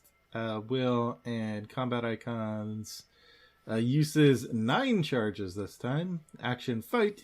For this attack, you may use will instead of combat. You get +2 skill value. If you succeed, spend 1, 2, or 3 charges. Instead of its standard damage, this attack deals 1 damage for each charge spent. If you succeed by 0, lose 2 actions. Oh, God. So big differences here. You get 9 charges instead of 6. You get +2 skill value instead of +1. And you can spend 3 charges. So that means you can max out at 3 damage for this one. But the downside is you lose 2 actions instead. That is an insane downside. That's really insane. Also, for experience, well, I mean, level 3 shriveling gives you +1 will, doesn't, or does it give you +2? I forget. Level 3 shriveling gives you +2. Okay, so it's a slower scale, but you're trading for that versatility, for increased versatility even. Yeah, this is pretty good. So obviously you're paying the extra XP on this one, but yeah, like, so, we talk about weapons all the time, and, kind of where I'm at nowadays is looking at their uses and their combat and looking at, okay, what is the average damage I'm probably going to pull out of this thing? Sure. And then obviously then you see about how many actions is that going to take. And the answer to most of those questions with Brand of Cthulhu is whatever you want, baby. Like, +2 value on either willpower or combat. Yeah. You can do 1, 2, or 3 damage. You're going to get 9 damage for sure out of this 2 cost weapon. Keep saying weapon. It's not a weapon. Well, I mean, it's effectively a weapon, right? I mean, look at it. It's a knife. You tell me that's not a knife? That's not a knife. I've seen you played Knifey Brandy before. Anyway, so I think the biggest thing to talk about, and we've talked about this before, how do you, like, as far as this one goes, how do you guys feel about the fact that both the upside and the downside on this, I'm going to go ahead and just call it a Mystic card. Guardian gets access to it, but this is a Mystic card. The fact that they both increase, very similar to like your Storm of Spirits. I hate it, but this one isn't as bad because I think I guess I don't know. I'm not going to try and pretend like I can do the probability because I can't. No, I was leaning away from the mic network. I was leaning back in my chair. Yeah, I don't like it. I think it's dumb. I think if you're spending 4 experience on a spell, the downside should at worst stay the same. Mm. But that's just me. I think the fact that it still stays a 2-cost asset is what I don't want to say that I like it, that it increases the downside on the ability, but the fact that this is a 2-cost weapon that can do 9 damage effectively in the space of 3 actions if you needed to. You could kill a 9 boss enemy in 3 actions with this thing if it was fully charged. Yeah, I don't know. I'm always back and forth on it. I'm constantly enchanted with the idea that the whole mystic thing is like power at a price and it's high cost, high reward. But then also, I'm me and I'm salty as fuck. And I look at this and I go, like, why do we need to lose 2 actions now? Yeah. Yeah. For as much as I mentioned that I've used the level 1 version, I have yet to use this one. Because again, like I mentioned, I think I tend to use the brand more as like your secondary weapon or spell, whatever you want to call it. So for that reason, I usually spend my XP to upgrade whatever my main weapon or spell is.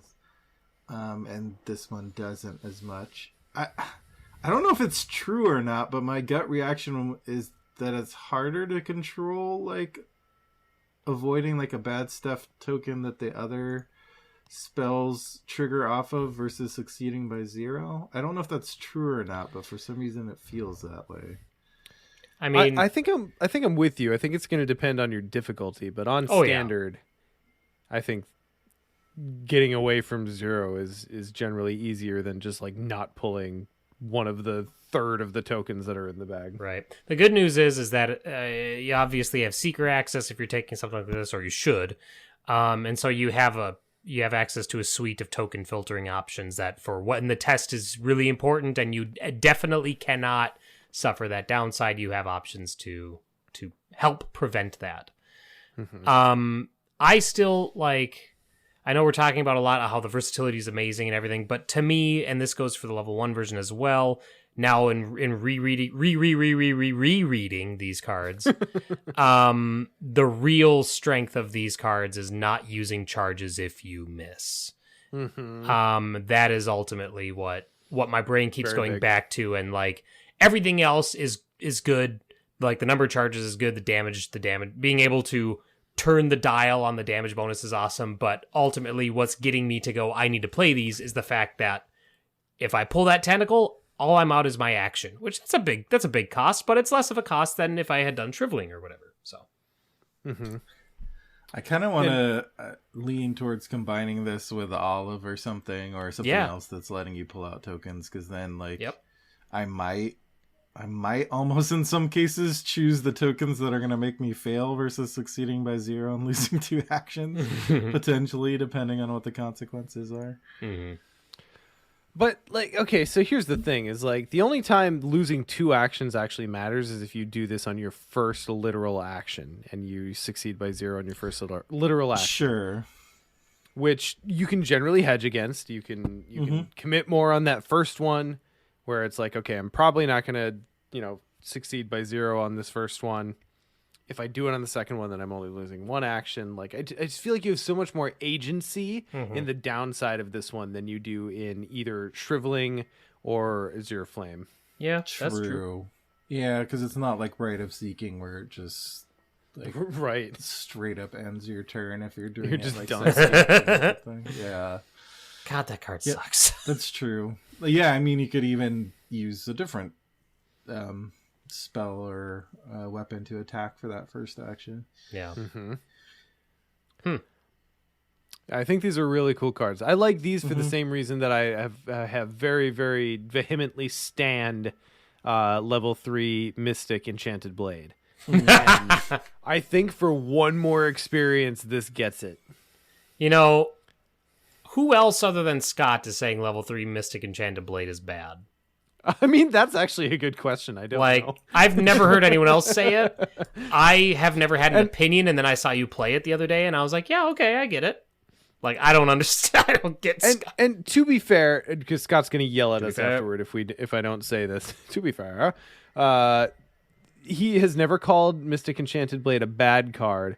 He does question my assertion that it is worth both slots that it occupies, even in a dedicated Mystic like Akachi, which it does. But that's mostly what he would take issue with. So he would probably say that it's overrated. It's a thing he might say. All right, let's move it on. Brand is pretty great. Not gonna lie, but let's move it on to one that we've already talked about. Yeah. A little bit. I think we're back to Ian. There's a me. I think. No, you- Wait, Ian read Brand 4, so it'd be Sean. Yeah, Okay, so this it's me. is you. Shit. Strap in.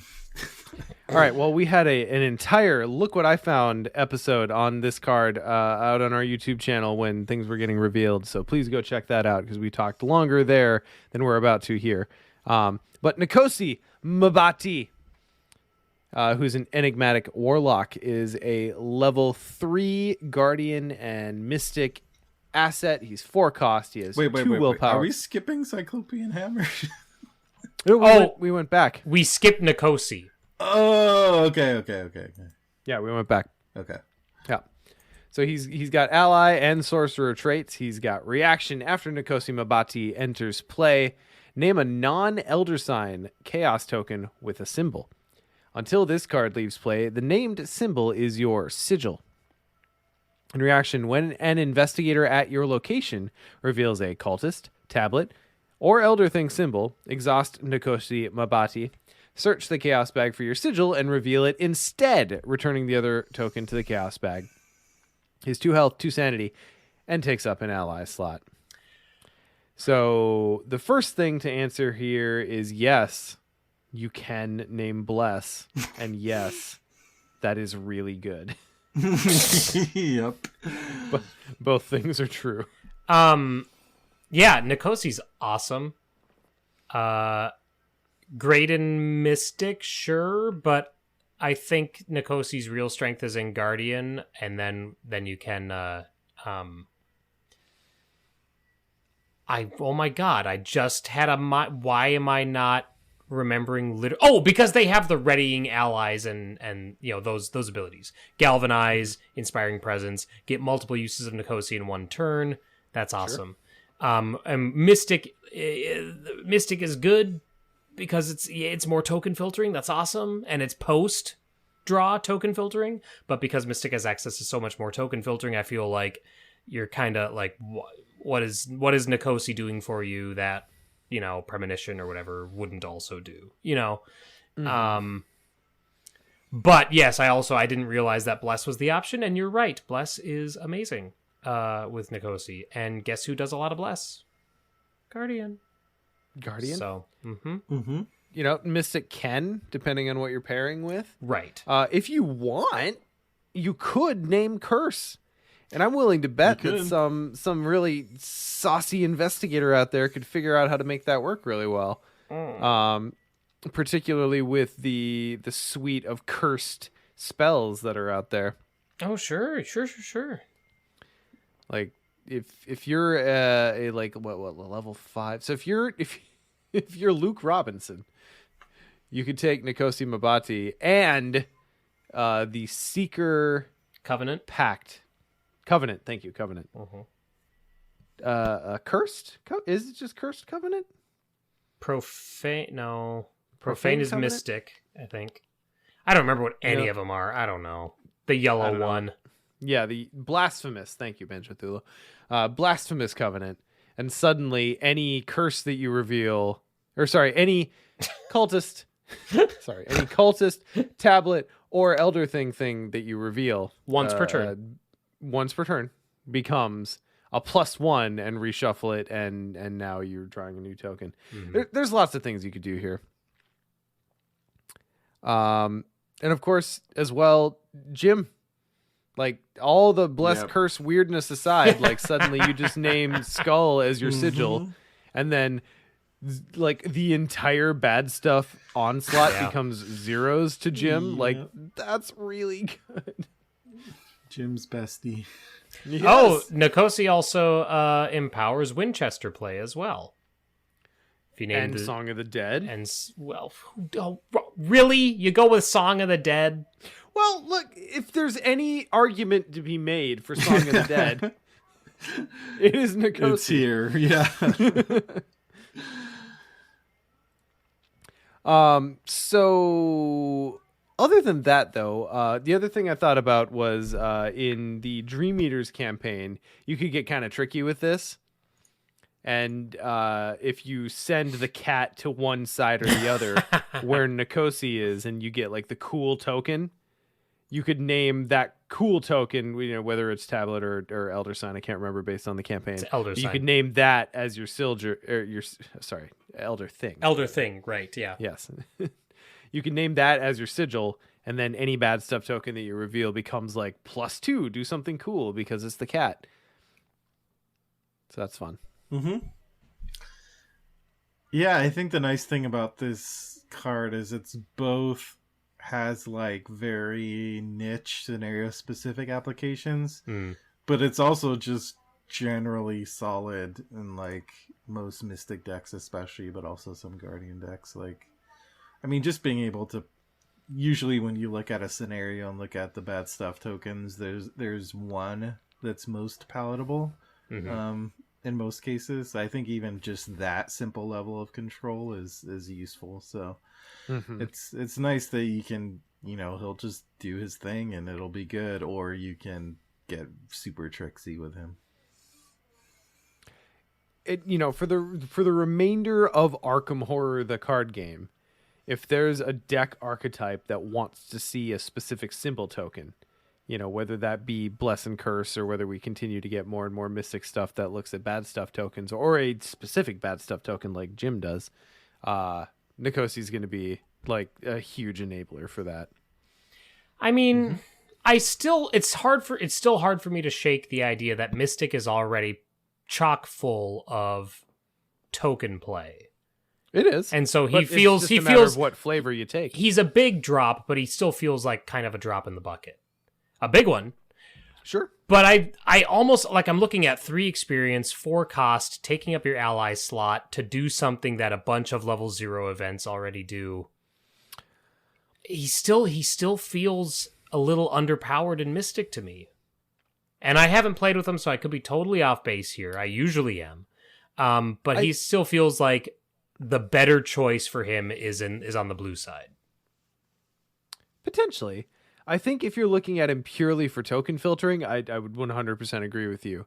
But if you're looking at token fixing for the purpose of triggering extra, but I mean, you can only abilities, do him once a round, so it's the same. That's enough usually. But you know what I mean? Like, so the token filtering or token fixing, it's the same thing. Sure, because they can only do it once a round. Well, I mean, depending on what you're going for, porque no los dos. First of all, yeah, no, I mean, I see what you're saying. 4 cost, like we were talking about with some of the other larger drop cards. That's not nothing. And he's one of the first like big allies we've gotten that doesn't have any stat boost. Exactly. Like, none at all. Mm-hmm. Which is definitely worth noting. Mm-hmm. I don't know. But he's good all around. Yeah, he's good all around, regardless of where you put him. And I also love the precedent and hopefully the trend of bit characters from other cards becoming fully fledged characters. What? Because he originally appeared in Defiance. Oh, this is that character? Yeah. He's the same character from Defiance. Oh, I like that. Yeah, and now suddenly he's now Nikosi Mabati, and we know who he is, which is fun. All right. Let's see. So we're over the 2-hour mark, but we did lose about 10 minutes total. Sure. Let's do one more. Yeah. And damn, is it not a good one to go out on? Nick, go ahead. So this is another one that we talked about previously because it was revealed in an article about the Cyclopean Hammer. Is we revealed this on Look What I Found. Oh, this was another one of ours specifically. Oh, nice. It is a oh yeah, it was on that episode. I should know. It was a Guardian Mystic asset, costs 5 experience and 5 resources. Yikers. 2 will and 2 combat icons. So Scott loves this for well prepared. It is item, relic, weapon, and melee. Just Scott though. Well, he always brings up like guys, you can well prepare this. It's like yes, Scott, thank you. Item, relic, weapon, melee traded, action, fight. Add your will to your skill value for this attack. You deal +1 damage for this attack. If you succeed and the enemy is non-elite, you may move it 1 location away from you. If you succeed by 3 or more, you instead deal +2 damage and may move the enemy up to 2 locations away from you, and it takes up 2 hand slots. Wow. You know what? I've seen this in action. Scott played this in his Zoe deck, and the entire scenario just turned into whack-a-mole for Zoe. 21 Thump Street. Right? Yes, that was the name of the deck. Yeah, that's right. This is super fun. It's really strong. You're adding your will, so obviously it's going to be investigator dependent, but you're still looking at generally a +2. Unless you're Leo. No, Leo has the 1 agility. That's right. So no, yeah, you're generally looking at a +2. Yeah, Leo's a +4. Yeah. Yeah. Oh, yeah. So this is pretty good regardless. And it doesn't exhaust, so just keep swinging. And the ability to just get 3 damage out of a single fight, useless, is significant. So, but that's a good point though, because this also, I think, its usefulness reduces slightly in higher difficulties because it's that 3 or more succeed by. Sure. Yeah, this is, since we first talked about this card, I've had a chance to actually play it, and it's ridiculous. It's super strong.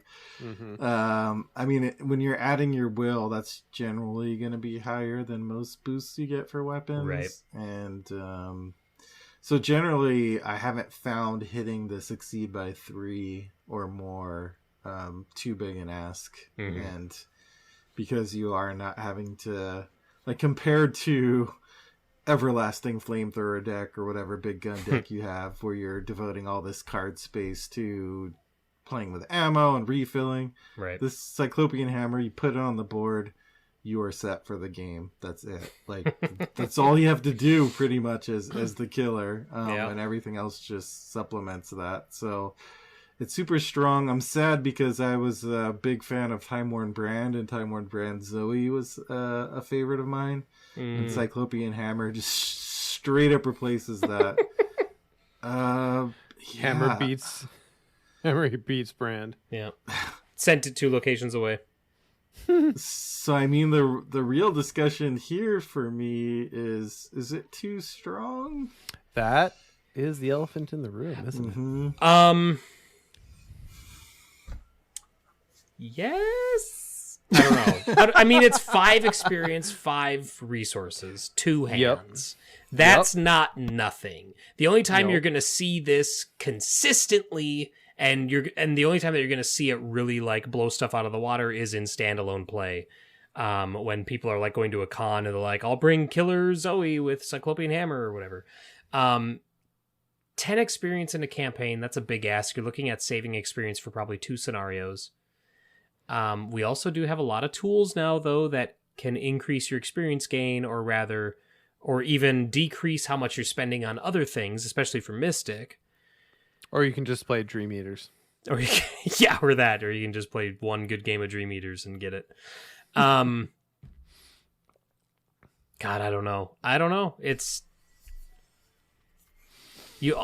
like looking at it, I'm trying to think about what the taboo would be, but like the text box is already freaking full, so I don't know what they would do. Make it 3-handed. I don't know. Yeah. Look, here's the thing. Enemies continue to get more nasty and bigger.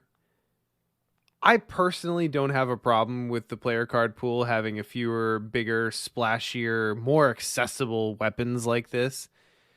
5 XP, 5 cost, both hands. It's asking a lot of you. Yeah, but it's so easy to get a huge boost. It is very good. It is very good, but it's also not winning the game for you. So, and therein lies the very interesting discussion. Is I feel like in and of itself, it's not winning the game for you, but if it's making your killers so efficient that they're just not having to worry about anything, then it might become a problem. Not only your killers, like in solo, if you're playing a mystic and you take this as your weapon, like, and then you can just load up your arcane slots with clue stuff, or you can run the clue events, like, You're pretty much situated. You're done. Yeah, that's it. That's game. I tend to lean towards taboo on this one. Don't you dare. Yeah, unfortunately, it's just, I guess because my counterpoint is like it does require a lot of XP and a lot of resources and hand slots, but again, like, do you really need your resources and XP for anything else once you have a Cyclopean hammer out? Not really. It's pretty much like a one card rig at that point. Yeah.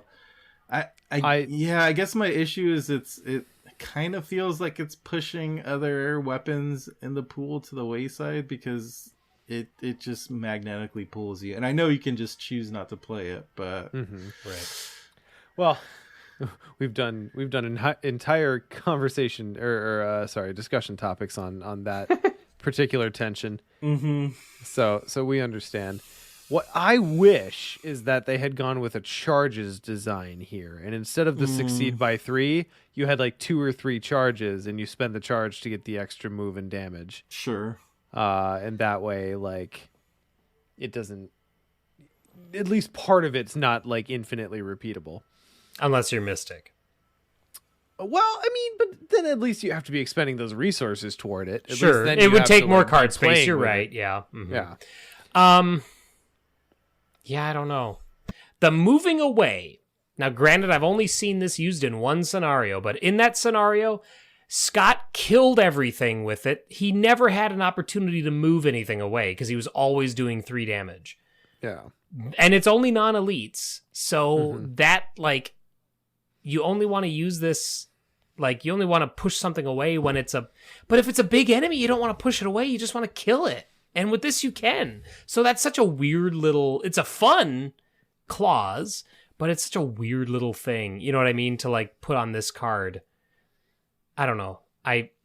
When we saw this originally, I was like, that's awesome. But now having seen it played and thinking about it more, it's like, I don't know when you would really want to push something away from you instead of just spend another action to kill it if you need to. Especially non-elite things. Yeah, away exactly. from you. Exactly.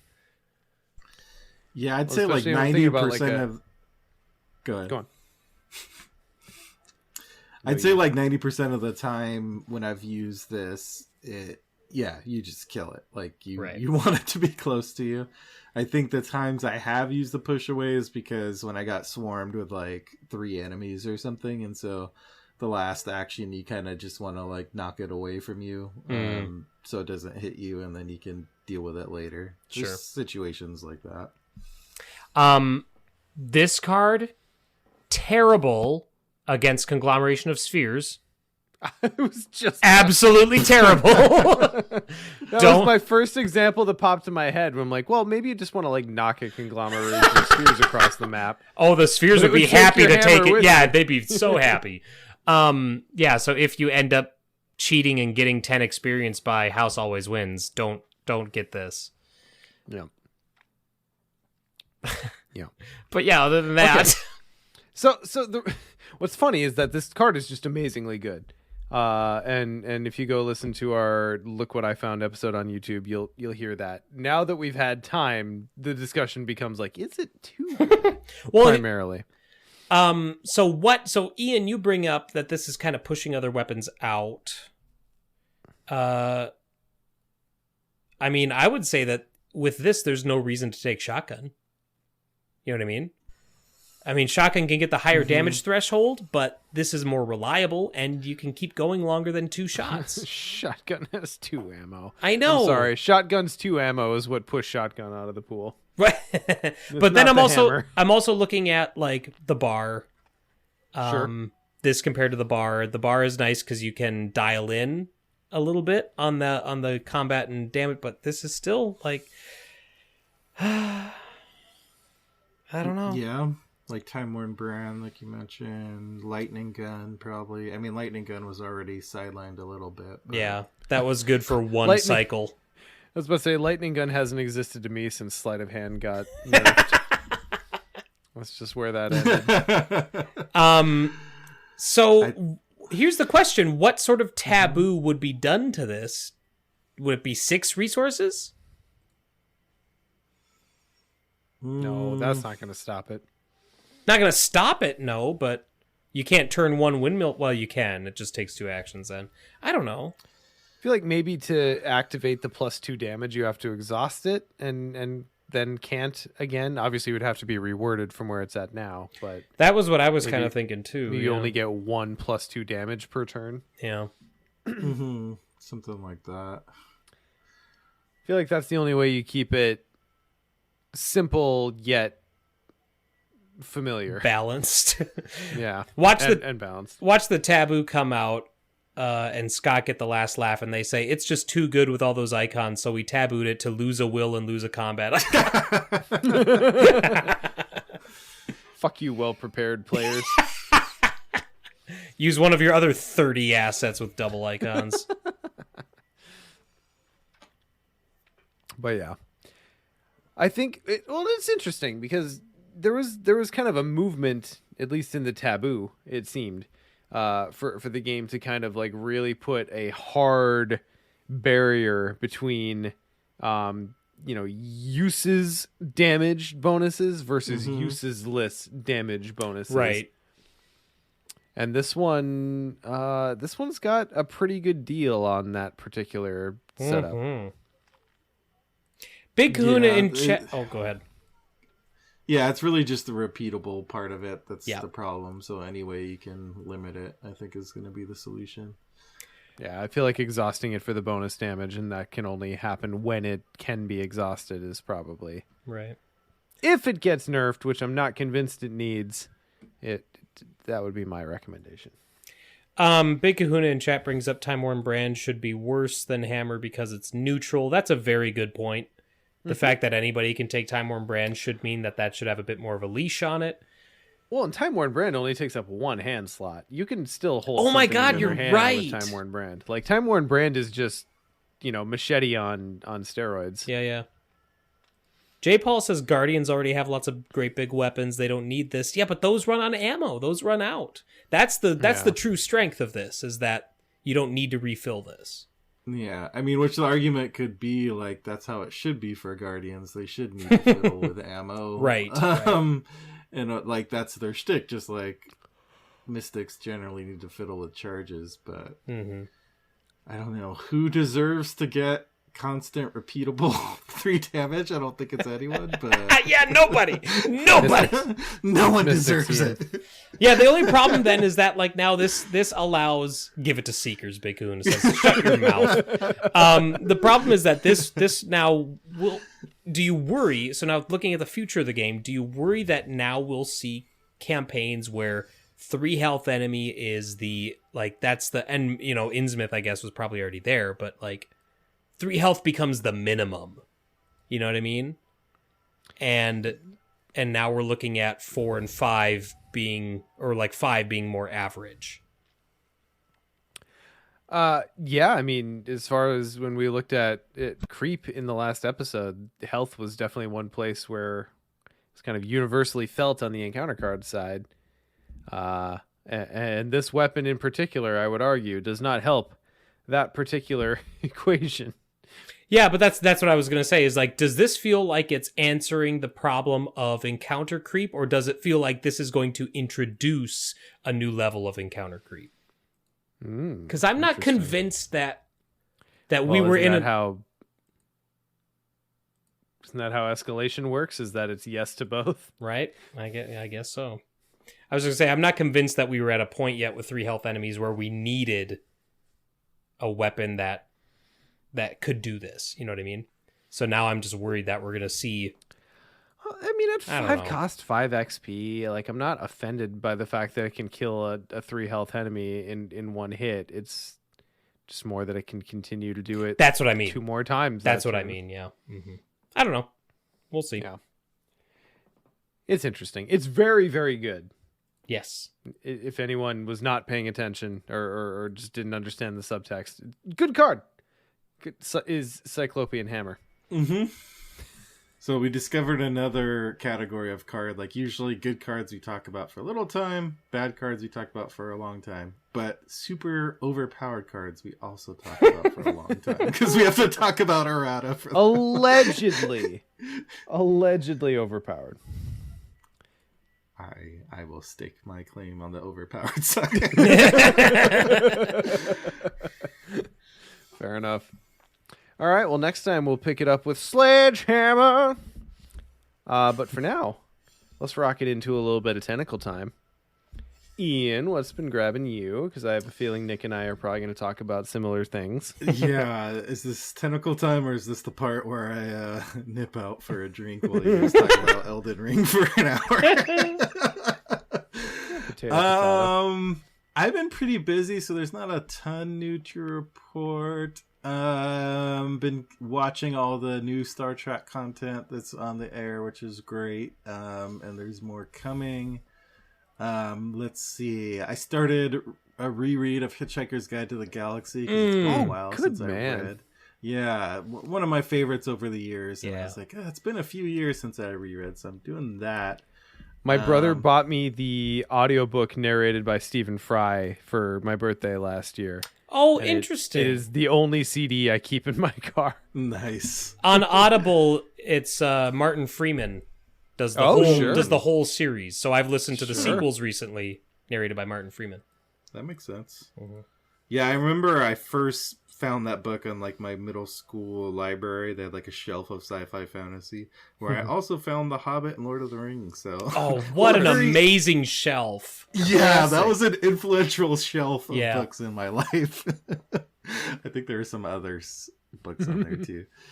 And I think the only other thing lately is I picked up the Sentinels of the Multiverse Definitive Edition.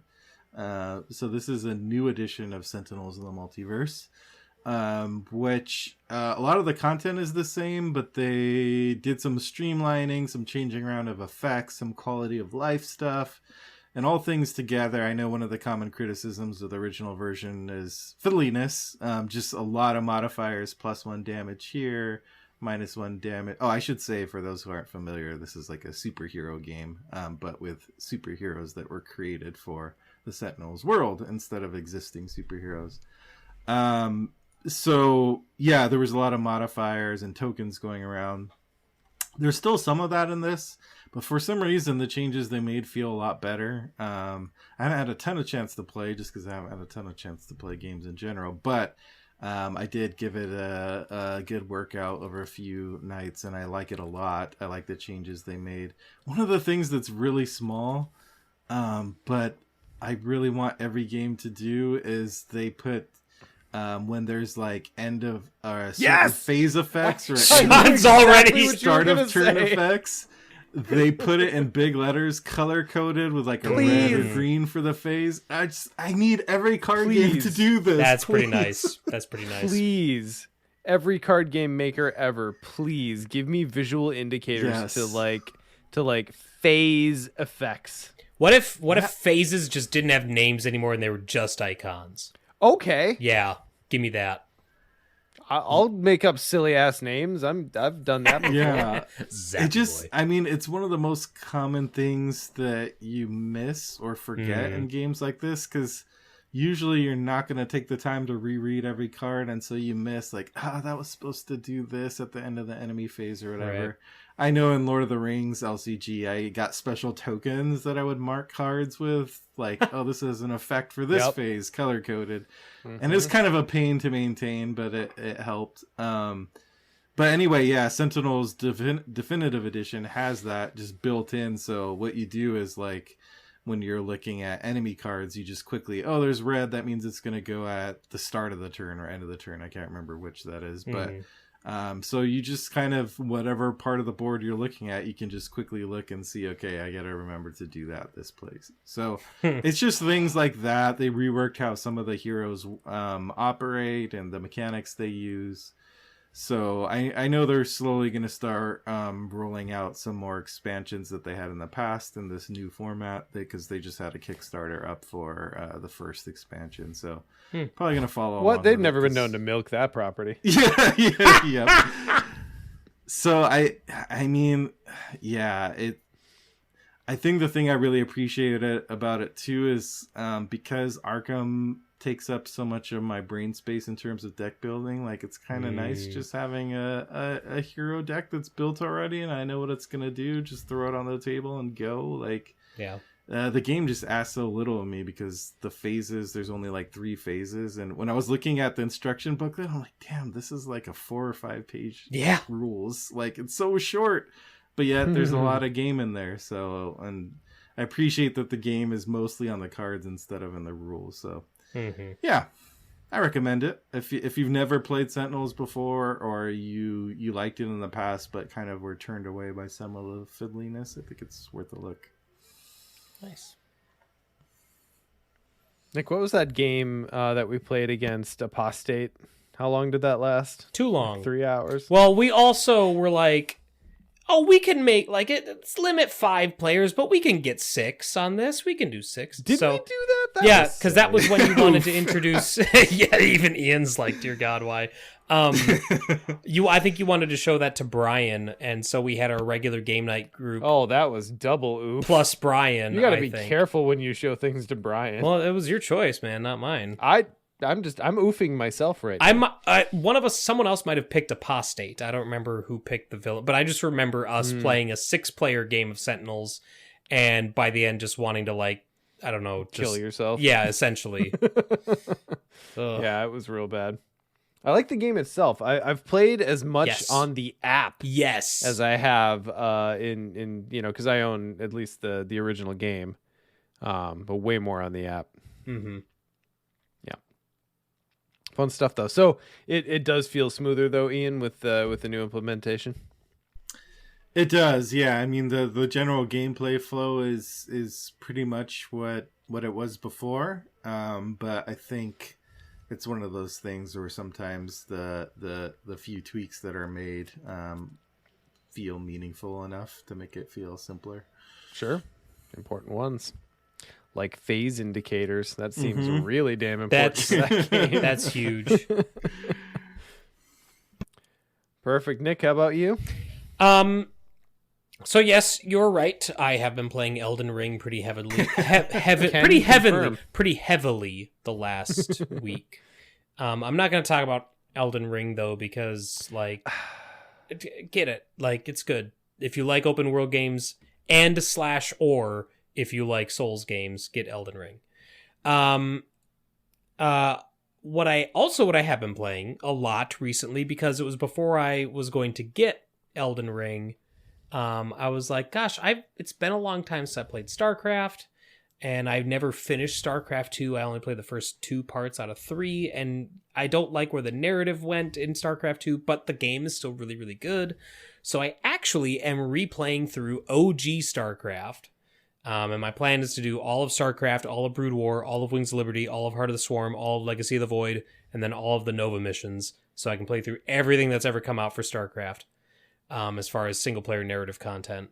And I forgot, which is weird to say because it was my all-time favorite video game for so long, but I forgot how good classic StarCraft was. Oh my God. So good. But I am also not going to spend any more of my tentacle time recommending a 20-year-old video game. Because those, I mean, I've done it before, but those who know, and those who don't, I mean, it's still there, so you can go get it, but chances are you probably won't, because you've had plenty of opportunity to get StarCraft. I was always terrible at RTSs. I was always so fucking bad. So what I am going to talk about is our D&D campaign, which we're streaming on Twitch. Yes, I'm going to use this to advertise, but it's a lot of fun.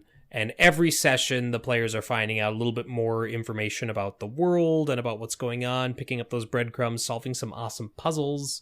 And that just continues every Tuesday night, 7 p.m. Central. Come and join us in Twitch chat, if you please. We would love to have you. It's always great to have people in Twitch chat.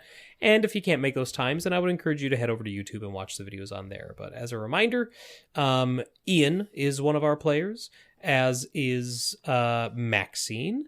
And I almost said Scott. Scott is not there. Scott's often in chat, but he's not a player. But we also have... It's your boy.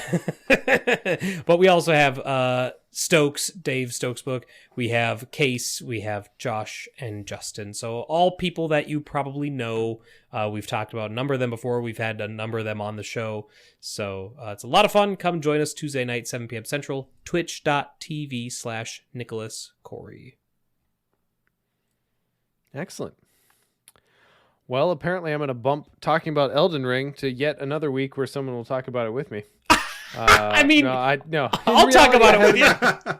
In reality, I haven't made a whole lot of progress yet. Neither I've been holding off because my friend Kip that I play with, he just kind of fell off the map for 2 weeks after release. So we played like a solid 12 to 15 hours in the first week that it came out, and then on that game we've not played a whole lot else. And for a very long time I tried to stay pure, and in my own game that I was playing on my own, not go to anywhere that we hadn't gone in the 2-player game. But after about a week, that didn't work for me at all. So now I'm basically out to other things. Really fun so far. That's all. I'm just... The other main thing that I have put time into recently that I'm going to give an up to is just working out. It's been a hell of a winter, and I've gotten stir crazy as shit. Like this time of year, generally we get pretty stir crazy in the Midwest just because of snow and just the weather finally starting to sort of get standable outside, and the prospect of being able to go and touch grass at some point in our near future tends to make one a little bit stir crazy. So I've been trying to supplement that as best I can with workouts, and I finally got back into a good routine. I had a good routine through 2020, through quarantine. Was really, really solid when I didn't have much by way of distractions. 2021 fell the fuck off, and it was real bad. So 2022 is now the year of renewal and finding my way back to finding a regular workout routine, which is tough because I hate going to gyms. I just hate it. So it's always like at home regimens and that sort of thing. So kettlebells, running, tennis, it's all good. But getting outside, that's the majority of what my extra time has been done when I'm not playing Arkham or Elden Ring is moving my body. So big up to exercising. Well, that sounds like as good a place as any to end it. So thank you all for joining us for episode 126 of Mythos Busters. Wow, prepositions matter. We'll see you guys next time. Bye. Bye.